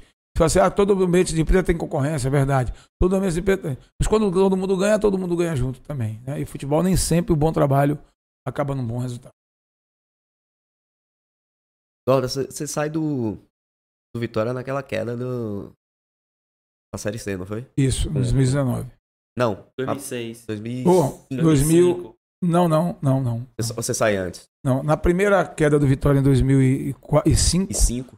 Eu permaneci até voltar à primeira divisão. Isso foi uma coisa que me deixou honrado. E essa minha última passagem pelo Vitória vai me deixar essa frustração você não de não ter estado presente nesse momento da volta, pelo menos para a Série B. Eu me lembro, foi 2005, se eu não me engano, Vitória e Portuguesa, não foi o jogo? Vitória e Portuguesa foi 3x3. Foi 3x3. E aí tava tendo Criciúma e CRB. Gol lá, rebaixava o Vitória. E aí a imagem que fica... Teve um pênalti. A imagem que fica pra mim daquele jogo é vocês ali na beira do vestiário esperando terminar o resultado. E aí acontece a queda. Qual a sensação, Dota? Um momento, um cara tão vitorioso pior. Para assim, série C. É a pior coisa possível, porque é lógico que depois que passa a dor, eu acho que as pessoas que militam no futebol, elas têm uma máxima.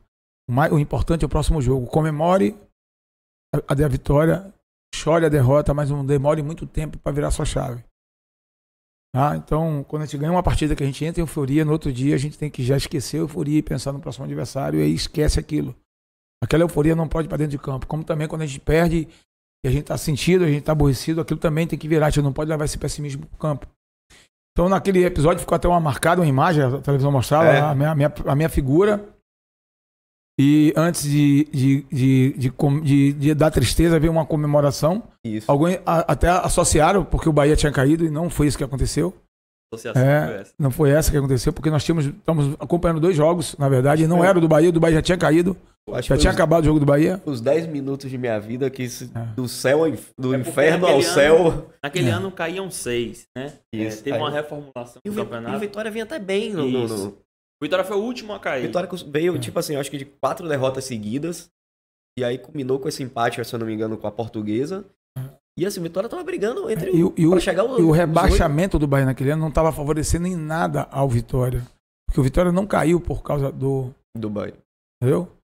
A vitória, a derrota do Bahia não mudaria a história do Vitória ali. O que mudaria eram aqueles outros 2 jogos. Então, no momento, e lógico, se dependesse a derrota do meu adversário para minha glória, é lógico que eu estaria comemorando, porque eu não sou torcedor, eu sou profissional. Isso poderia ser em qualquer situação. Mas não foi o caso. Então, houve a comemoração porque acabou um jogo. Acabou o jogo, aí todo mundo comemorou. Mas ainda tem um jogo. Ainda tem um jogo. Né? Foi daí que surgiu um pênalti no final da partida que... Quando termina o jogo do Bahia, se eu não me engano, eu acho que o Criciúma tava vencendo o jogo de 1-0. E o CRB consegue virar em algo em torno assim, 5 minutos. Foi algo... E teve um detalhe também naquela partida, que eu não sei se... Durante a partida, faltando aos 30 minutos do segundo tempo, 35, o nosso treinador, que era o René Simões, ele tinha 2 substituições para fazer. Ele tinha no banco Gilmar, Somália e Magno. O Gilmac? Schumacher.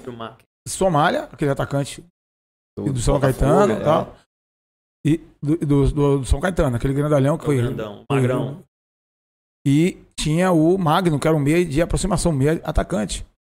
E esse passaram... Esse Magno era o que... O meio atacante, o canhoto. Jogava com a 10.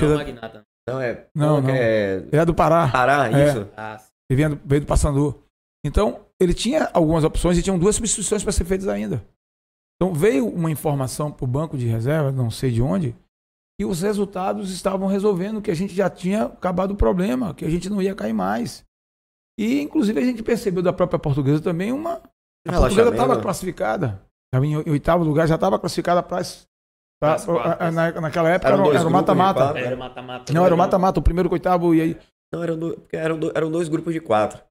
Não, nessa época era mata-mata. Era mata-mata. Na época do 2004, que o Bahia teve aquela situação. Era o mata-mata. Então, o que aconteceu? Gente, beleza, tá ótimo o resultado, tá? E ficou naquela coisa, a gente, de repente, quando acaba o jogo, e o René Simões fica sabendo que ainda tinham mais 2 resultados para serem disputados, ele entrou em desespero. Como acontece isso? Tínhamos que buscar a vitória de qualquer jeito.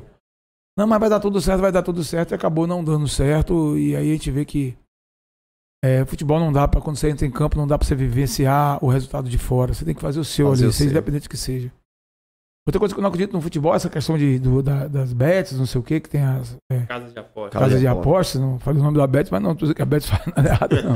Bet patrocina a gente, essa casa de apostas que hoje, eu acredito em um jogador, que um jogador possa realmente, dentro do futebol, ter essa falha moral de se vender. Mas uma equipe não se vende. Se eu não me engano, foi o Vanderlei Luxemburgo. Ele falou que tinha jogador que muitas vezes não queria tomar cartão amarelo para não ter pontuação negativada no Cartola. Então, assim, na Copa de 98, lembra todo mundo que dizem que o Brasil entregou a Copa para a França, né, em troca de 2014 ser aqui. Eu não acredito nisso jamais. Porque pelo nível de profissionais que estavam ali, a vitória ali vale mais do que qualquer... A história deles, que são pessoas já com a vida resolvida. Teve até CPI, né? E outra coisa, pra mim não existe segredo com 2 pessoas. E assim, entendeu? Se você conta o segredo pra alguém, já deixou de ser segredo. Roberto Carlos fala isso, que você sendo vice-campeão aqui no Brasil, e o último é a mesma coisa. O pessoal só lembra de quem é campeão. E Vampeta brinca sempre, né? Não quero que o Brasil ganhe mais, não. Eu vou ser sempre lembrado. Sempre lembrado. Como o pentacampeão.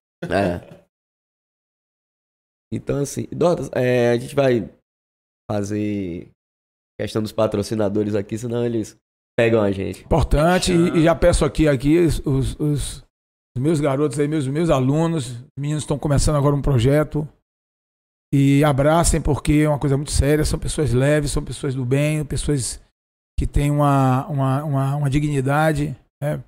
Pais de família, e que estão trazendo aqui esse momento. Eu acho que vai ser muito importante para o futebol baiano. E abracem os patrocinadores aí, quem puder ajudar, ajude, porque realmente vai ser uma coisa que vai trazer algo a mais para o desenvolvimento desse nosso futebol que precisa, né? Hoje a gente tem resultados, estamos posicionados aí no mercado, nos campeonatos, que a Bahia já teve muito melhor do que está agora, e é importante que tudo que seja feito e que possa agregar, que seja abraçado aí pelos patrocínios. Os patrocínios estão aí fortes, né? Galera da Barber Bros, barbearia ali na Brava, né? Rodlock, locação de máquinas, também. Precisar de um material lá em sua obra, só falar com o Rodrigo. Pra cima, né? Açaí Salvador. Açaí Salvador. Essas são as... Aqui, ó, canequinha aqui, ó. Todos os nossos convidados. RS, Rogério, fotografia, filmagem, Isso. pode contratar. Essa galera que tá dando o apoio Fit, aí. academia. E alguém que tenha clínica vende produto veterinário aí, negócio de alpiste, também patrocinar, porque inclusive o lanche aqui o lanche aqui acho que é um alpiste aqui. Então já vai ganhar. Já vai ganhar moral aqui da gente. A gente vai colocar o seu, amendoizinho aqui também. Seu alpiste. Então a galera aí toda... Muito obrigado pelo apoio. Agora, Dorta, você saiu do Vitória em 2010, 11, 10, né? Não, saí do Vitória em 2008. Não, que assumiu o Bahia, que entra no Bahia. 2010. Eu saí em 2008 e 2009 o Bahia. Bahia vivia uma draga retada, sem a Fonte Nova, jogando em feira, quase sem torcida. Não, jogamos em Pituaçu naquele ano. 2009. Feira foi anterior. Foi 2008, perdão. Feira de Santana. 2009, aí volta o quê? Pituaçu. Bahia já tenta ali buscar alguma coisa diferente. Se eu não me engano, 2002, quase 7 anos sem título, uma situação bem complicada já. A estrutura do clube bem precária. Bem depedrada. Foi o ano de Paulo Carneiro? Paulo Carneiro, ele foi convidado a ser gestor e fui para lá a convite dele. Quando chegamos lá no clube, eu me lembro, quando ele chegou lá e começou a olhar as instalações, ele chegou para mim e disse, poxa, Dortas, isso de certa forma cria uma frustração, porque a gente sabe o tamanho que o Bahia é, né, e a gente encontrar um clube nessas condições. E assim, uma das coisas que Paulo sempre fez muito bem foi empreender. Ele sempre visou muito essa questão de estrutura, então ele startou-se um processo para montar uma academia, e foi a melhor academia do futebol baiano naquela época, era toda importada, fez um departamento de fisioterapia, trouxe a fisiologia, melhorou os campos, tinham outros projetos, mas como um projeto quando não dá certo ou tem os seus percalços, e aí começou também, obviamente, que a imagem dele totalmente linkada à figura do Vitória, e quando os resultados não vieram, apesar de que ele foi muito bem abraçado pela torcida do Bahia, primeiro momento, eu me lembro, no primeiro jogo, contra o Ipitanga, o Ipituaçu, 4-0 o jogo. Elton, jogador do Rio Grande do Sul, foi o primeiro gol, né? O canhoto. A reinauguração do Pituaçu, né? De Pituaçu, e a gente via a torcida gritando até o nome dele e tudo mais. Porque é reconhecer que se precisava. O torcedor do Bahia sabe o tamanho do clube. E percebeu um momento que o Bahia podia retomar o caminho. E começou, talvez, a partir daquilo ali, primeiros momentos. No primeiro ano não foi muito bom, no segundo ano conseguimos o acesso, né? No outro ano conseguimos ser campeões baianos, começando a tirar um protagonismo do Vitória que vinha muito grande, com uma estrutura melhor naquele momento, e talvez foi o grande momento de alavancagem, de que o clube conseguiu começar a construir essa história que está se vivendo hoje. 2010 vem Renato, né? Renato Portaluppi. Primeiro vem Renato, depois veio o Márcio Araújo, que foi um outro profissional, cara. Não tem um jogador que não fale... Porque assim, em determinado momento do futebol, você precisa de um cara como Argel, cheio de energia, sabe? Aquele cara que atiça. E o Márcio Araújo, ele veio num momento que você precisava de calma, de tranquilidade, de valorizar. Ele fora do G4. E o Renato foi um treinador que trouxe muita mídia ao clube e ajudou muito ele também, porque naquele momento ele estava parado no futebol. Ele voltou para a Bahia, fez um excelente primeiro...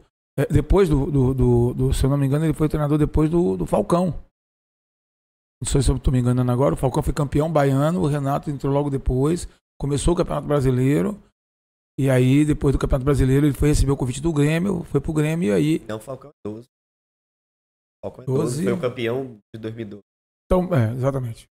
Aí, aquele time ali de Márcio, rapaz, pra mim era um prazer ir pra Pituaçu assistir os jogos. Moraizinho jogando, o Chael, o Nen.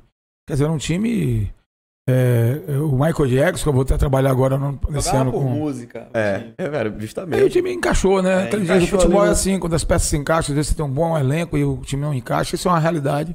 Você tinha praticamente certeza que ia ter gol de Michael Jackson. Subimos contra a Portuguesa. Um 3-1 na Fonte Nova, ou no Pituaçu. A torcida fez um papel importantíssimo. Eu me lembro que em 2012 nós fomos assistir Bahia Minha Vida, aquele filme. Os cinemas lotados e nós fomos na Van Premier, porque nós éramos atletas da comissão, e nós fomos assistir esse filme. É muito emocionante, porque você revive, né? E até hoje, quando de vez em quando passa, ou você olha alguma cena, você revive tudo aquilo que você... É o que eu te falo, o futebol é feito de alegrias e de tristezas. As tristezas não devem ser esquecidas. Elas devem se tornar lições, como tudo nas nossas vidas. Mas as alegrias têm que ser comemoradas, porque aquilo ali é o êxito, é o momento que você conseguiu. E, infelizmente, é como você disse, no futebol só se lembra quem é vencedor. As pessoas têm que entregar o resultado para que realmente elas sejam reconhecidas, e tem que ser assim. Não adianta você ser uma pessoa maravilhosa, gente boa, bom profissional, mas se você não vence... Foi interessante, rapidinho, o que Dotas falou. Terminou o jogo hoje, você já tem que pensar no próximo. Não O Bahia viveu isso ano passado. Foi campeão do Nordeste, foi rebaixado. Mas ali, Lipe, pra mim teve um grande problema, que foi a saída de Tassiano. Era o equilíbrio do meio campo. A gente entende que depois que as coisas acabam e não dão certo, a gente vai encontrar, sempre alguém vai encontrar um porquê. Problema. E aí depois o time não conseguiu achar aquela peça, e aí veio da Bove. Porque o time do Bahia não era ruim. Não era ruim. Eu acho que esse último rebaixamento do Bahia, de certa forma, foi injusto. Quer dizer, justo foi porque caiu. Eu não teria caído. Mas o Bahia não tinha um time para cair. E tanto é que a resposta diz que com poucas modificações o time está à beira de retornar à primeira divisão.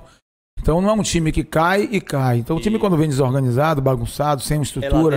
É ladeira abaixo. O que aconteceu com o Santa Cruz, aconteceu com o Paraná. O próprio Vitória também, na época, que desceu para... O Vitória, ele vem nesse processo de cai e não cai desde 2016, gente.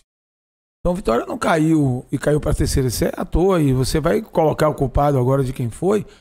Acho que são situações que ocorrem, sucessivas, mas que também teve muitos acertos, né? E a gente vê hoje o Vitória retomando o caminho, voltando para a primeira divisão, valorizando o profissional da casa, trazendo gente que construiu, teve na base, como é o caso do Bursi, o próprio Rodrigo Santana, valorizando os profissionais da casa, o Itamar, que é um cara da casa também. Então, quando você começa a construir, ver que a grama do vizinho não é tão mais bonita do que a sua, e que você pode resolver os problemas dentro de casa com pessoas que têm um sentimento muito maior. Então é lógico que os resultados acabam vindo, e a gente espera muito também que o Vitória tome o caminho das vitórias, que volte à primeira divisão. É muito importante que o futebol da Bahia tenha os grandes clubes na primeira e tenha participantes na segunda. Torce pro Jacuipense, pro Ed Feira, pro Atlético de Alagoinhas, e agora o Itabuna, que a gente também agora está vindo prestar serviço ao Itabuna.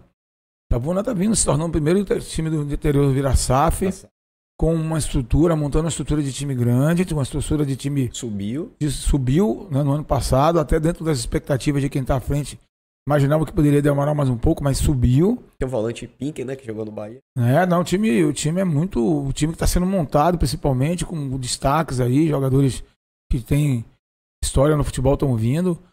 Tem uma dificuldade por não ter um calendário para o ano que vem, mas a ideia é que no ano que vem construa esse calendário para 2024. Uma Copa do Nordeste, uma Copa do Brasil, um campeonato da Série D. Ou até dentro do campeonato da Federação Baiana mesmo, que muito tempo teve a Copa Governador do Estado, mas não está né? tendo. Isso é importante, que foi até criado por Simval Vieira, essa Copa. É importante porque os clubes, eles ficam sem calendário. Aí o cara vai jogar o quê? E aí todo mundo é demitido e o cara às vezes não consegue se colocar nem todo mundo. Se ele não for para outro estado que tenha um segundo semestre já concreto ali, que os jogadores jogam, o cara tem que fazer o profissional dele, virar time de aluguel e ir pro intermunicipal. E Série D eu sei que não tem, não sei a seu, acho que também não tem patrocínio. Série B você recebe cota de televisão, Série A você recebe cota. Antigamente tinha um paraquedas, o time cada A tem um dinheiro, o mesmo dinheiro no outro ano, Porque o cara cai com um orçamento muito alto. O Vitória, quando caiu da A para B, o orçamento era muito alto. O Cruzeiro era um orçamento muito alto. Tinha jogador no Cruzeiro que ganhava 1 milhão, 1.200.000, 1.300.000. Imagina depois de você ter uma dívida trabalhista dessa, um passivo desse, você tentar se reconstruir. É tudo muito mais difícil. Mas também entendo que é injusto um time cair com mais dinheiro do que já estão. Parece que você gera uma perpetuação, sabe? Uma troca. Já vai cair, já vai saber. Na verdade, você tem que ter uma Série B como você tem hoje forte, uma Série B competitiva e que também atrai os mesmos patrocínios, as mesmas intensidades. O próximo, mais próximo, porque de 35 para 9 milhões é uma diferença muito grande. Né? Muito grande. Agora, Dortas, a gente sobe 10, 11. Aquele time de Rogério Lourenço, Peda, Bruno Paulo. Como é uma enciclopédia, viu?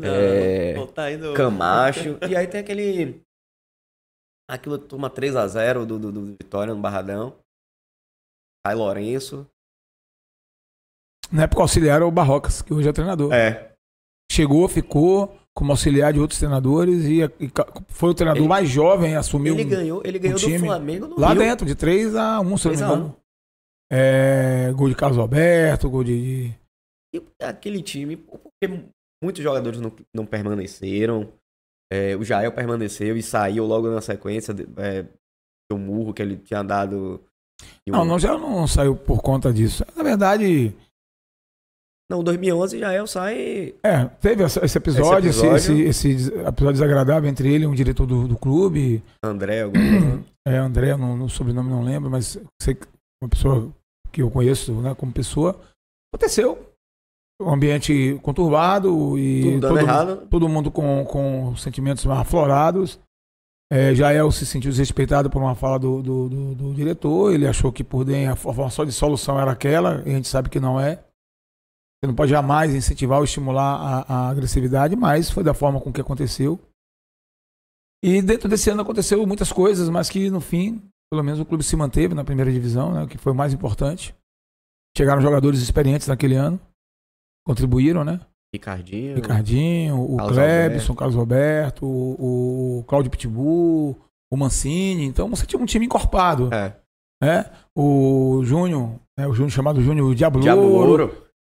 Então chegou os jogadores encorpados que contribuíram, o Lulinha, né? O Extrema. Revelamos aí o nome agora? Ali da Cidade Baixa?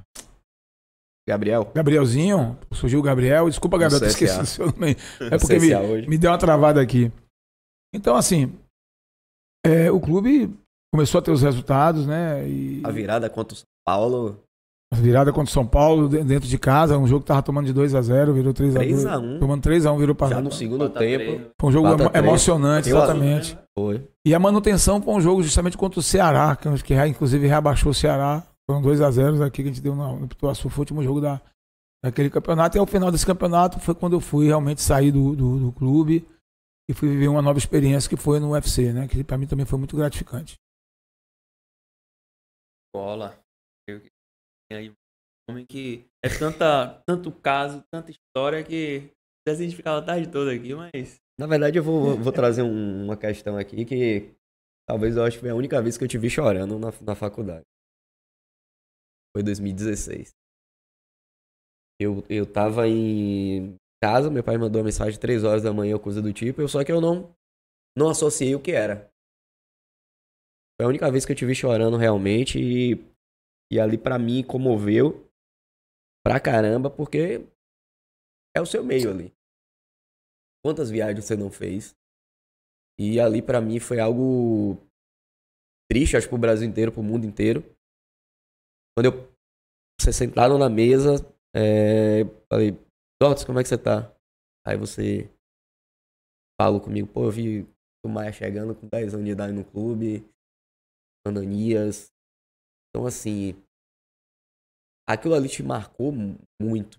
Eu percebi, você não conseguia falar direito comigo quando eu te perguntei, porque eu era um dos caras mais chatos que chegava lá pra falar contigo de futebol.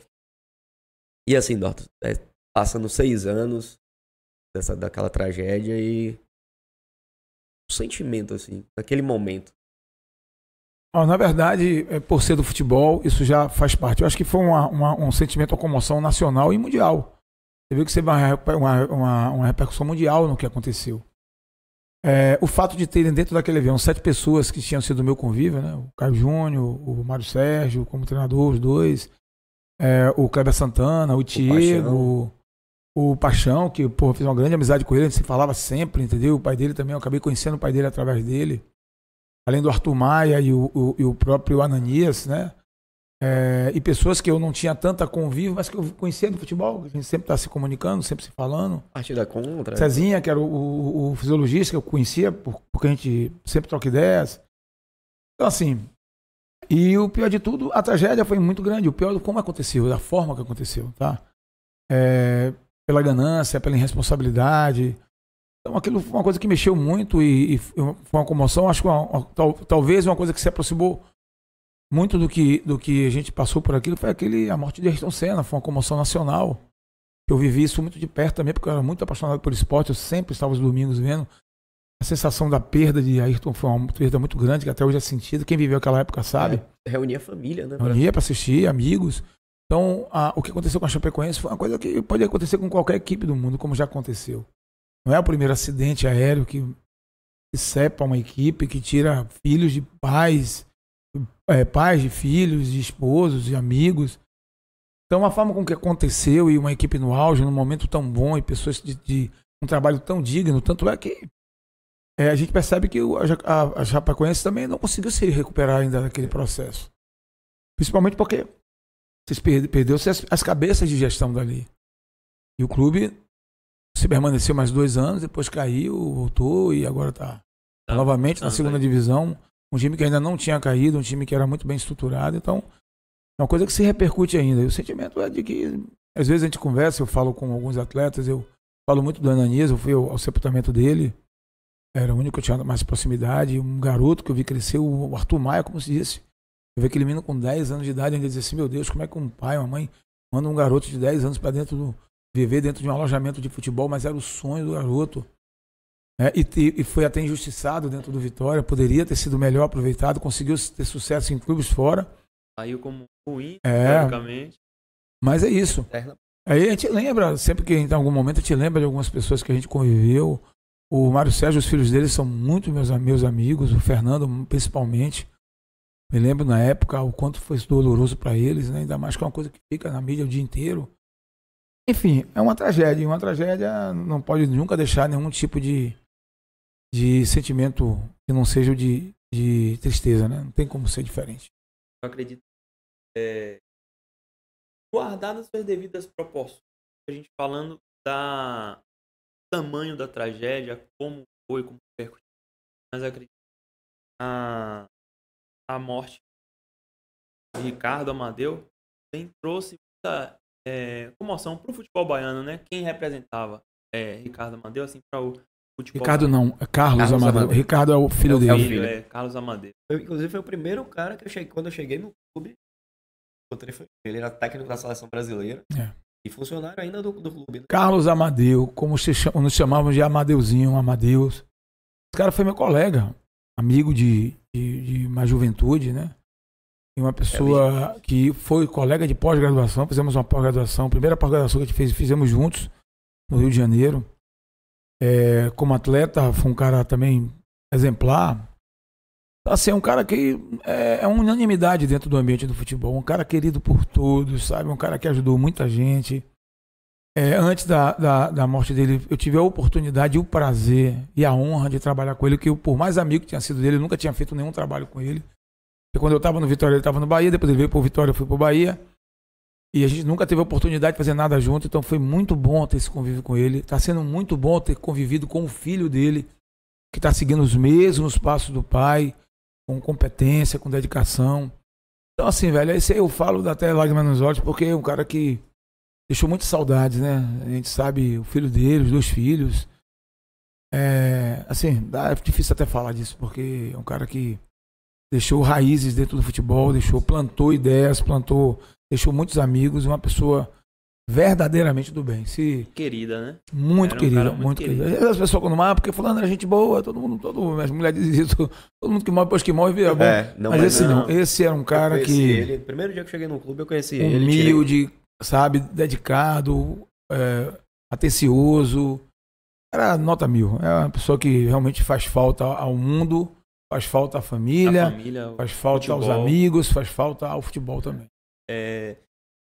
Pra gente fechar aqui, nossa grande entrevista, foi de antemão, foi um prazer imenso, satisfação sem tamanho de ter sido aluno. Acredito que tem a mesma resposta para isso, mas tá aqui hoje entrevistando também. Mas para fechar, não sei se vai trazer mais alguma coisa, mas a perspectiva do baiano para Dortas hoje, o que é que você pensa tanto na área técnica fisiológica, né, da área de fisiologia, como história B, Bahia possivelmente Série A. Uma Série A. Agora, rapidinho. Além de, nesse gancho aí que o Felipe falou, e falar um pouquinho sobre a SAF, né? Eu ia colocar como a SAF como uma fronteira do que o futebol baiano está vivendo hoje e pouco pode viver no futuro. Eu acho que o que vai acontecer por Bahia vai também acontecer com Vitória e com outros clubes. Sim. E isso vai tornar o futebol mais atrativo, isso vai trazer mais investimento para dentro do futebol. Então eu tenho melhores expectativas para que os próximos anos o futebol baiano cresça muito. Eu acho que a gente tem uma gestão competente. O Ricardo, hoje, que é o presidente da Federação Baiana, é um cara muito competente. Hoje nós temos o presidente da Confederação Brasileira, a CBF, Edinaldo Rodrigues Baiano, uma pessoa possivelmente também vai dar sua contribuição nesse processo de forma justa, sem querer ser injusto com os outros estados. Claro. Mas o mais importante é que cada um tem que fazer a sua parte, e eu estou fazendo a minha. Então eu posso até fazer uma divulgação. Recentemente me juntei a mais 3 profissionais, 2 do futebol e outro da área acadêmica. O Yuri Nascimento, que foi coordenador de vocês, que esse é uma pessoa que vem apaixonado também pelo futebol, mas que vem com essa visão acadêmica do processo que a gente pretende construir. Com o Marcelo Chamusca, treinador de primeira divisão, uma pessoa já que tem uma marca dentro do futebol, e o Flávio Tanajura, que além de atleta, é um gestor, uma pessoa que passou dentro do futebol em diversas funções, e que nós nos damos e montamos uma empresa com o nome de Sport Connect, uma empresa na área de formação profissional que visa não só contribuir com a formação de profissionais que atuam no futebol e não só na educação física, mas áreas afins, inclusive na área de gestão, direito esportivo, na área de fisioterapia esportiva, nutrição e, obviamente, nas áreas que estão profissional de educação física. E, além disso, lidar com outros esportes, trazer formação para outros esportes. Então, o Sport Connect é uma empresa que vem hoje com essa finalidade, com essa missão de dar sua contribuição através da expertise dos seus profissionais e principalmente do network que tem. Então, nós já temos aí programando um curso de futebol, nós vamos dividir em módulos. Primeiro curso, abertura, primeiro produto vai ser dentro do futebol, porque é a área que a gente tem mais visibilidade. Onde vamos ter o módulo 1, um módulo básico, falando da preparação e a atuação do profissional do futebol nas formações básicas, dentro das escolinhas, dos projetos. O segundo módulo já é um módulo intermediário que fala sobre futebol de base, captação, organização, formação, ideias, construção de ideias de jogo, adaptação do atleta ao processo de mudanças de categoria, mudanças de fase de maturação. Tudo isso com a visão do técnico, com a visão do fisiologista, com a visão do preparador físico, com a visão da psicomotricidade.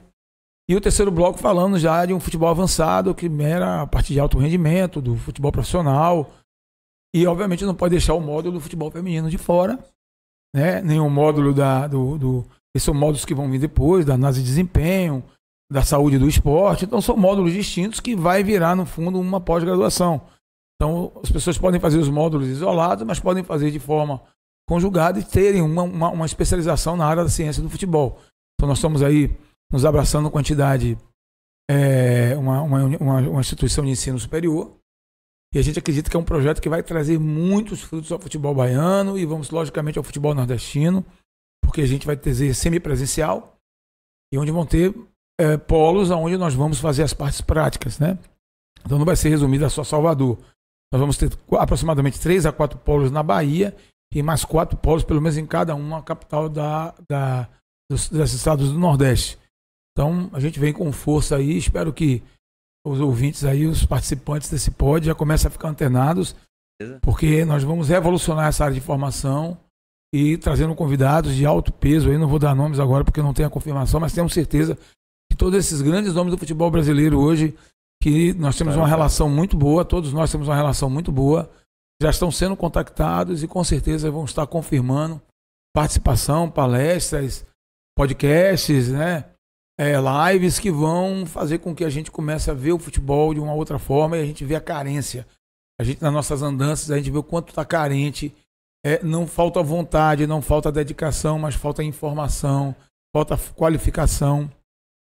E é em cima dessa, perdão, é em cima dessa carência que a Sport Connect vai chegar no mercado aí para ajudar na formação desses profissionais. Olá. E aproveitar para agradecer esse primeiro momento. Eu sei que é o primeiro pod. Pera aí, Eduardo, não encerre não, deixa. Você falou tanto de jogadores. Monte sua seleção dos caras que você trabalhou. Isso aí é difícil, velho. Você me botou no... mas... Olha, primeiro lateral direito eu já vou botar o Rodrigo Chagas. Não posso tirar porque trabalhei como atleta goleiro, como profissional. Bora, goleiro. Já tá anotado. Goleiro. Olha, eu trabalhei com grandes goleiros. Eu trabalhei com o Jean, eu trabalhei com o Emerson, eu trabalhei com o Paulo Mussi.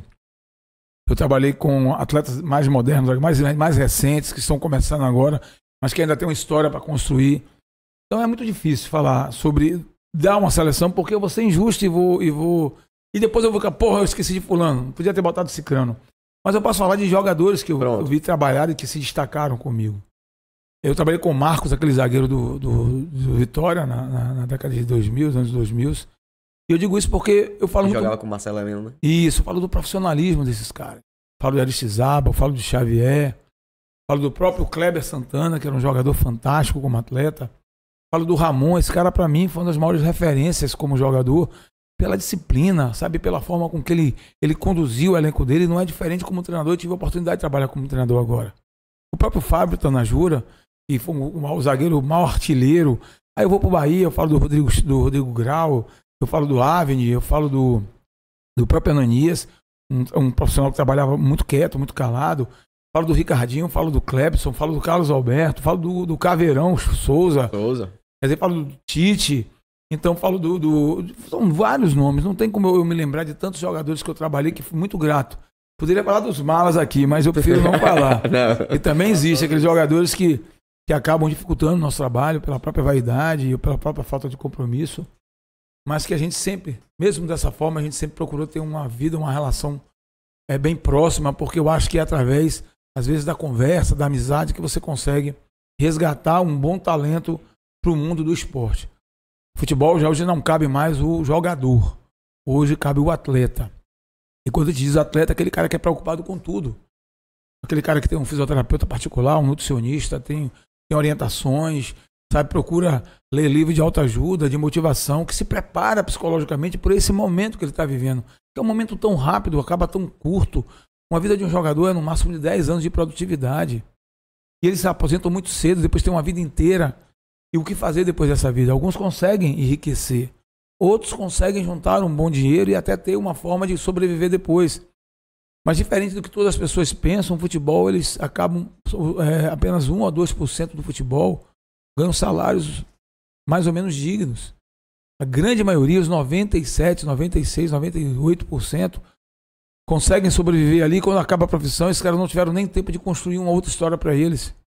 E aí inventa a GAP, essa associação de jogadores e ex-jogadores de futebol, que dá um suporte, que paga faculdade, que ajuda no que é possível. E creiam, tem muitos ídolos de vocês recentes que teoricamente poderiam ter ganhado muito dinheiro e hoje passam de certa forma, não digo necessidade, mas têm dificuldades de viver numa vida que eles conheceram. Então isso é uma grande realidade. Então é importante que a gente entenda que os nossos ídolos precisam ser respeitados, principalmente os clubes a quem eles foram ídolos. Então a gente às vezes vê jogador sendo desrespeitado, muita queixa de não ter acesso ao clube, de não ter acesso ao jogo. E a gente vê algumas diretorias, alguns dirigentes até se sensibilizando com isso, mas precisa ser muito mais, porque esses caras fizeram parte da história, fizeram construir a torcida de cada clube e está na memória de todo o torcedor e precisam ser valorizados, respeitados por tudo aquilo que eles entregaram, por todos os momentos de alegria que eles nos proporcionaram.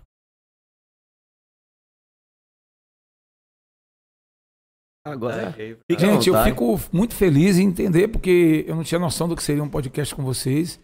Vejo um altíssimo profissionalismo, profissionais aqui com Roberto, Rogério. Rogério, diretor de estúdio, de imagem. Eu estou me sentindo dentro de uma televisão. A parte técnica, o José, que eu quero dar um abraço também. Tudo muito bem organizado, um espaço muito bem feito, muito bem decorado, muito bem pensado.